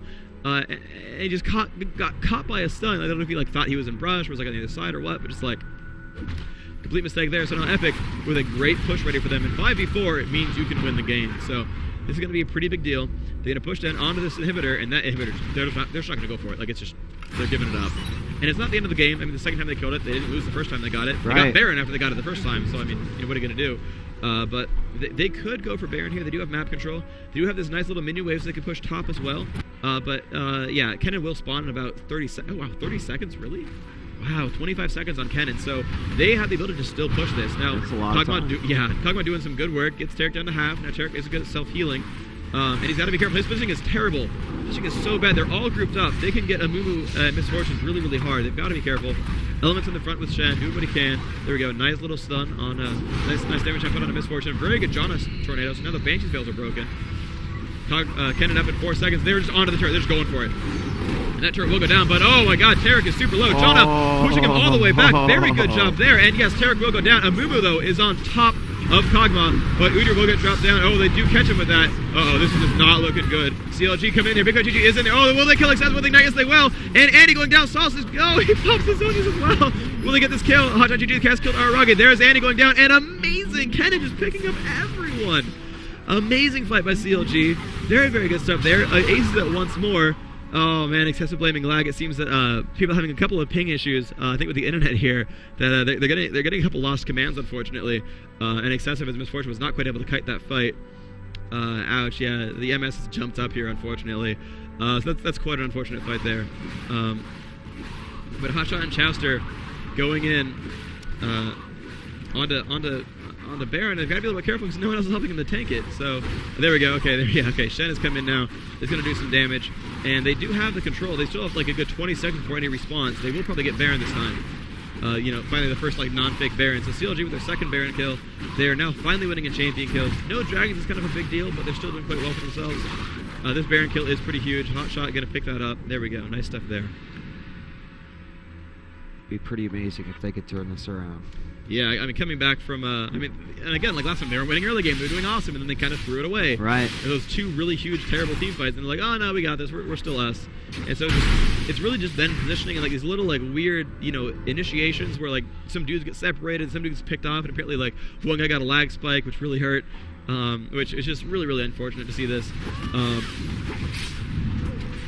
Yeah, the players are grouped up at this point, and they have Baron buff, so it really is time that CLG can push. Hitting the 50-minute mark now. This is when the last game ended, but CLG definitely in the driver's seat this time. They're not so far ahead that it's impossible for Epic to win, but they need to get good ultimates off. They do have really good AoE awesomeness. And unfortunately for them, CLG has been stacking defense now. They've been getting Sunfire Caves and Banshee's Veil, so those R buttons aren't going to melt them anymore. They'll do really good damage, they'll get down to half, but they've got to get the rest of the fight going. And Amumu really doesn't do a whole lot after he presses R, so he's got to find something to do, and then it's really going to be up to Misfortune and Annie to keep putting damage output. And especially, it's going to really be big on Heimerdinger. Heimerdinger doesn't have any front-loaded bursts. He's really all about persistent damage, and if he can carry his weight, that will give them a win. If they can get the ultimates off, then Heimer cannot get killed. They will easily win these fights. But sure enough, CLG is getting ready to just push all the way down and just do some crazy, immense pushing and awesome damage, and they might win it here. Banshee's Veil broken. Dan, again, just taking a lot of damage he doesn't want to. Just walks up in range of Kennen, and yeah, he did some damage to Udyr, but really, you don't want to take damage. Ooh, Kobe taking a lot of hits to the face. The turret doing a lot of damage to him. He's down to half, and Annie let up a good front-loaded stun there as well. So, some good play. And here we go, both teams getting ready to go for this. And yes, they will pick down that turret this time. Oh, the Misfortune note goes off, but doesn't really do a lot of damage. It was kind of a little bit premature. They kind of didn't get guys very low. I don't think there's a... Ooh, nice from Kog'Maw. Actually got a Quicksilver Sash, so that's going to let him get out of Amumu's ultimate and all those kinds of big stuns that were ruining his day before. Hotshot's going to be very, very hard to kill. He's very taken out, 3,000 health, double elixir, and frozen mallet. He has his awesome endgame items.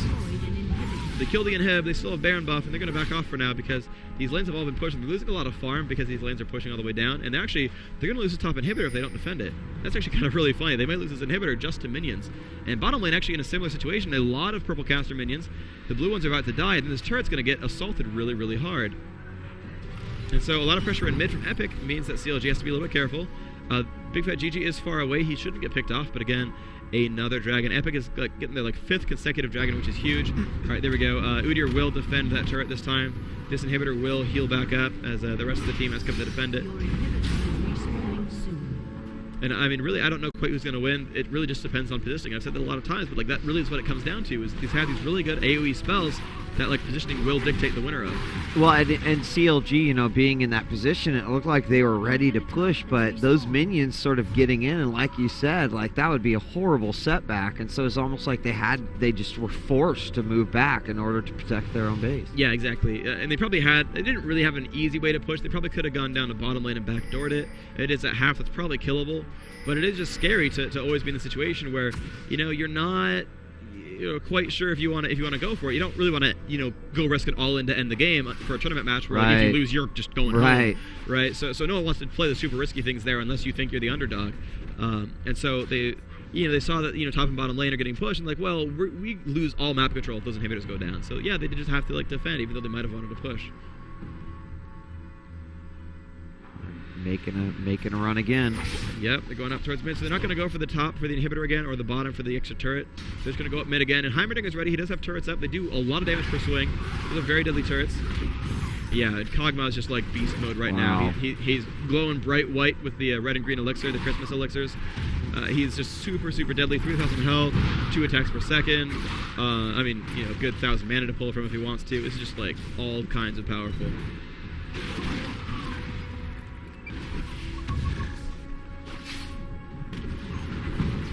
So So they're putting the tanks in front. Kog'Maw's kind of in the middle. He's a little bit too close to the front, but he's going to be okay. The front minions out. Pokes down Araragi. Not a lot of damage there. It doesn't really matter that he went for him. Dodges the grenade nicely there. And yep, they're up to the main base. And that super minion will tank that turret for quite some time. Now, I don't know if they're just trying to hold him in the base, like run away and Baron or something, but they're not quite initiating where I might have thought they would. I know all the ultimates are up, so it can be go time at the drop of the hat. It's not happening just yet. But you know, they're certainly, you know, both teams must be ready for like this final confrontation that will end the game. Kobe's turtle shell goes down, but he can refresh that no problem.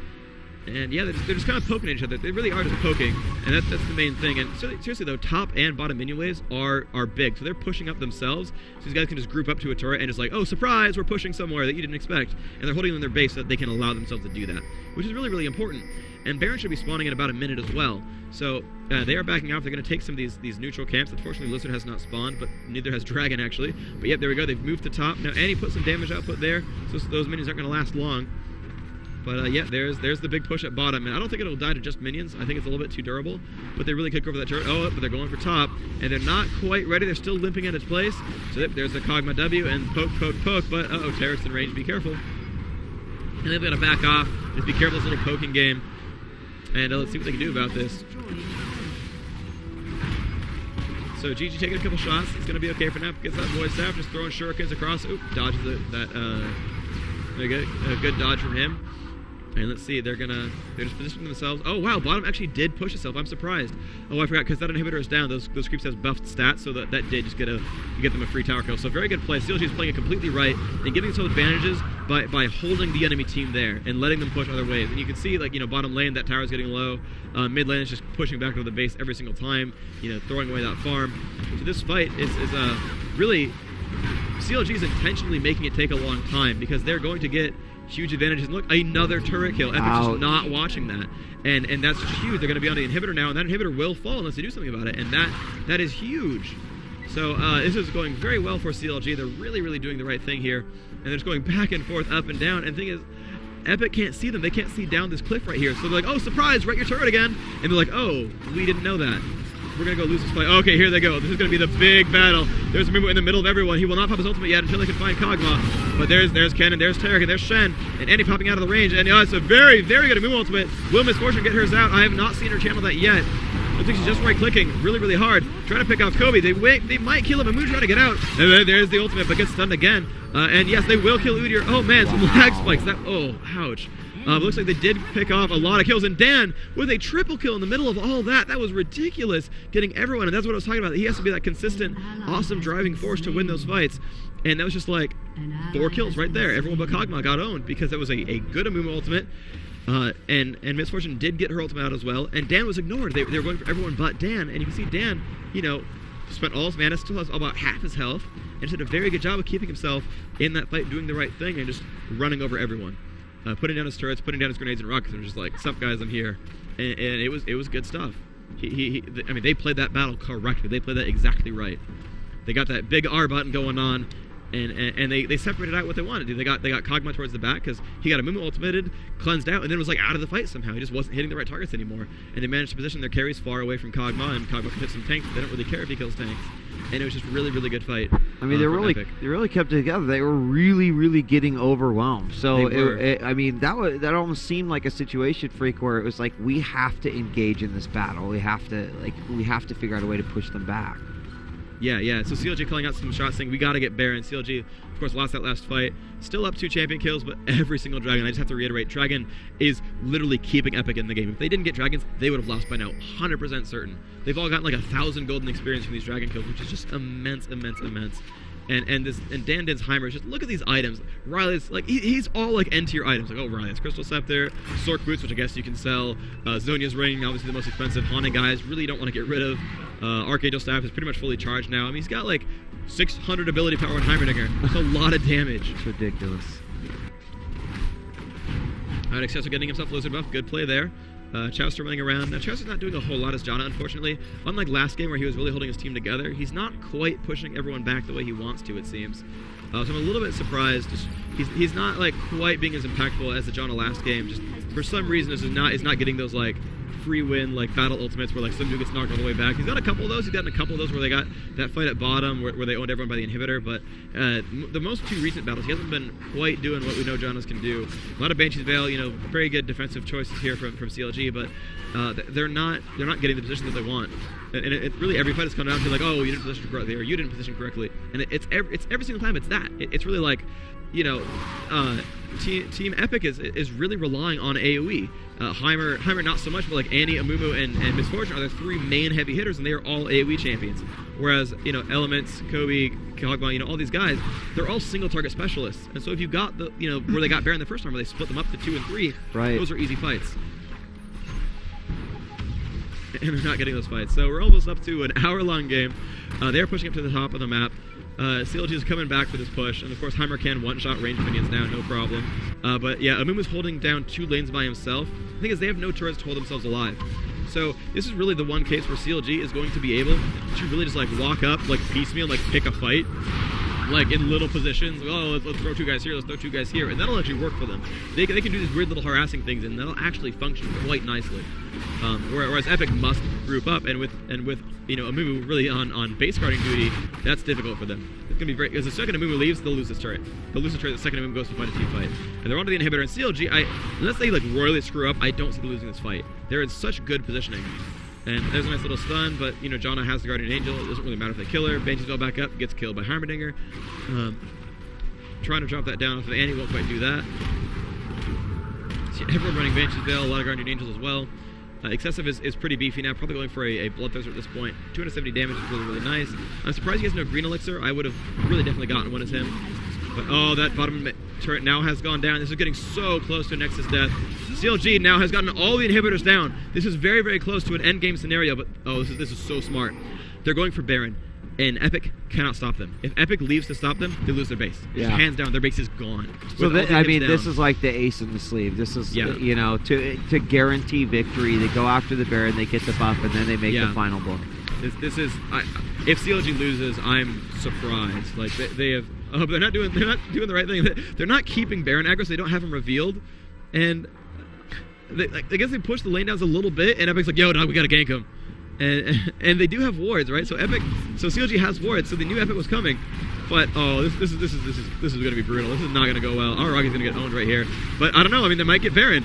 No, CLG got Baron. Oh, Amumu pops the ultimate, and Misfortune doesn't get enough of her ultimate off. Like he just didn't get the entire thing off. So I mean, they're just in really bad shape, and Araragi going to get owned. And so they have Baron, they have an extra champion kill, and there's super creeps on top of the turret. Like this is so bad for them right now. They couldn't quite get that kill. And very good play by CLG to come back and make sure that okay, well they might go for Baron. Let's make sure we get this. And very good job by them last hitting it. But this is CLG's game. I mean, Dan's going to put out some really good damage. You can see a lot of them are quite low, but yeah, he's got a flash over the wall. Annie's got a flash away as well, but they're still coming in strong, and this is going to be so deadly. And they're all in range. That turret's down to about half. Yes, inhibitor respawning went back down, and this is a dead inhibitor. It's a dead turret, and this is going to be GG. CLG is almost definitely going to be our North American League of Legends winners right here. 4 World Cyber Games down below half, and there goes the Nexus, and Indy down it goes. Wow. CLG champions for North America, winning the WCG, coming down, losing the first game, winning the second one. Very good job. Very good job by CLG. Very good showing by Epik. Thank you for making it 2 games, guys. A full 2 hours of LOL. And don't forget, guys, Mac Client on its way. Winners, CLG just won themselves $2,000, 5 Samsung SSD hard drives and cards. Second place, Epik, won themselves $1,000. Not shabby, but I know that they were looking for that big prize. They still win 5 Samsung SSD cards as well. And I just definitely want to also say thank you to all the folks who ooh, it's dark in here. Do you want to know why? Because we were supposed to be out of here an hour ago, but you know what? You can't stop in a championship matchup. Yeah. So you did a great job, man. I can tell you, you have just made me realize how little I actually know about the game. And here I am, like I'm playing. I'm like, yeah, man, I like my one champion. This is cool. It's fun. I'm gonna pug it up. Now it's like, oh my God, there's so much more now that I can open up and explore. So it just speaks to the depth of the game. Oh, I think that's really fantastic. I really think so. Yeah. Yeah. So a big thanks to Riot Games, Freak as well for coming and casting this. And let's give it up for CLG one last time. All you folks in the stream, thanks for joining us all day. And don't forget, follow us on Twitter, DJ Wheat, Sir Scoot, Slasher, Rivington the Third, Potato Head Fish Sticks, Day 9 TV, live on 3. Freak. And I believe Riot Pendragon I know has one. You don't have a Twitter, Freak? I do. Riot Freak. Man, do you know how many followers we can get you right now? At Riot Freak is me. PHREAK. Okay, at Riot Freak. There you go. And so tomorrow, Sunday, the WCG USA Finals Championship. The stream starts at 10 a.m. PST. Be there or be square. And oh wow, is this really how you guys are going to end it? Some more angels. We got angels on the outfield, folks. Virtual angels on the outfield. Slasher, Potato Head, Fish Stick, Scoots, everyone else. Thank you, WCG, for a great day 2. And we're looking forward to day 3. I'm DJ Wheat. Thanks again to the whole crew. Freak, once again, you're the man. We really appreciate it. And we'll see you tomorrow for more WCG 2010 USA Finals.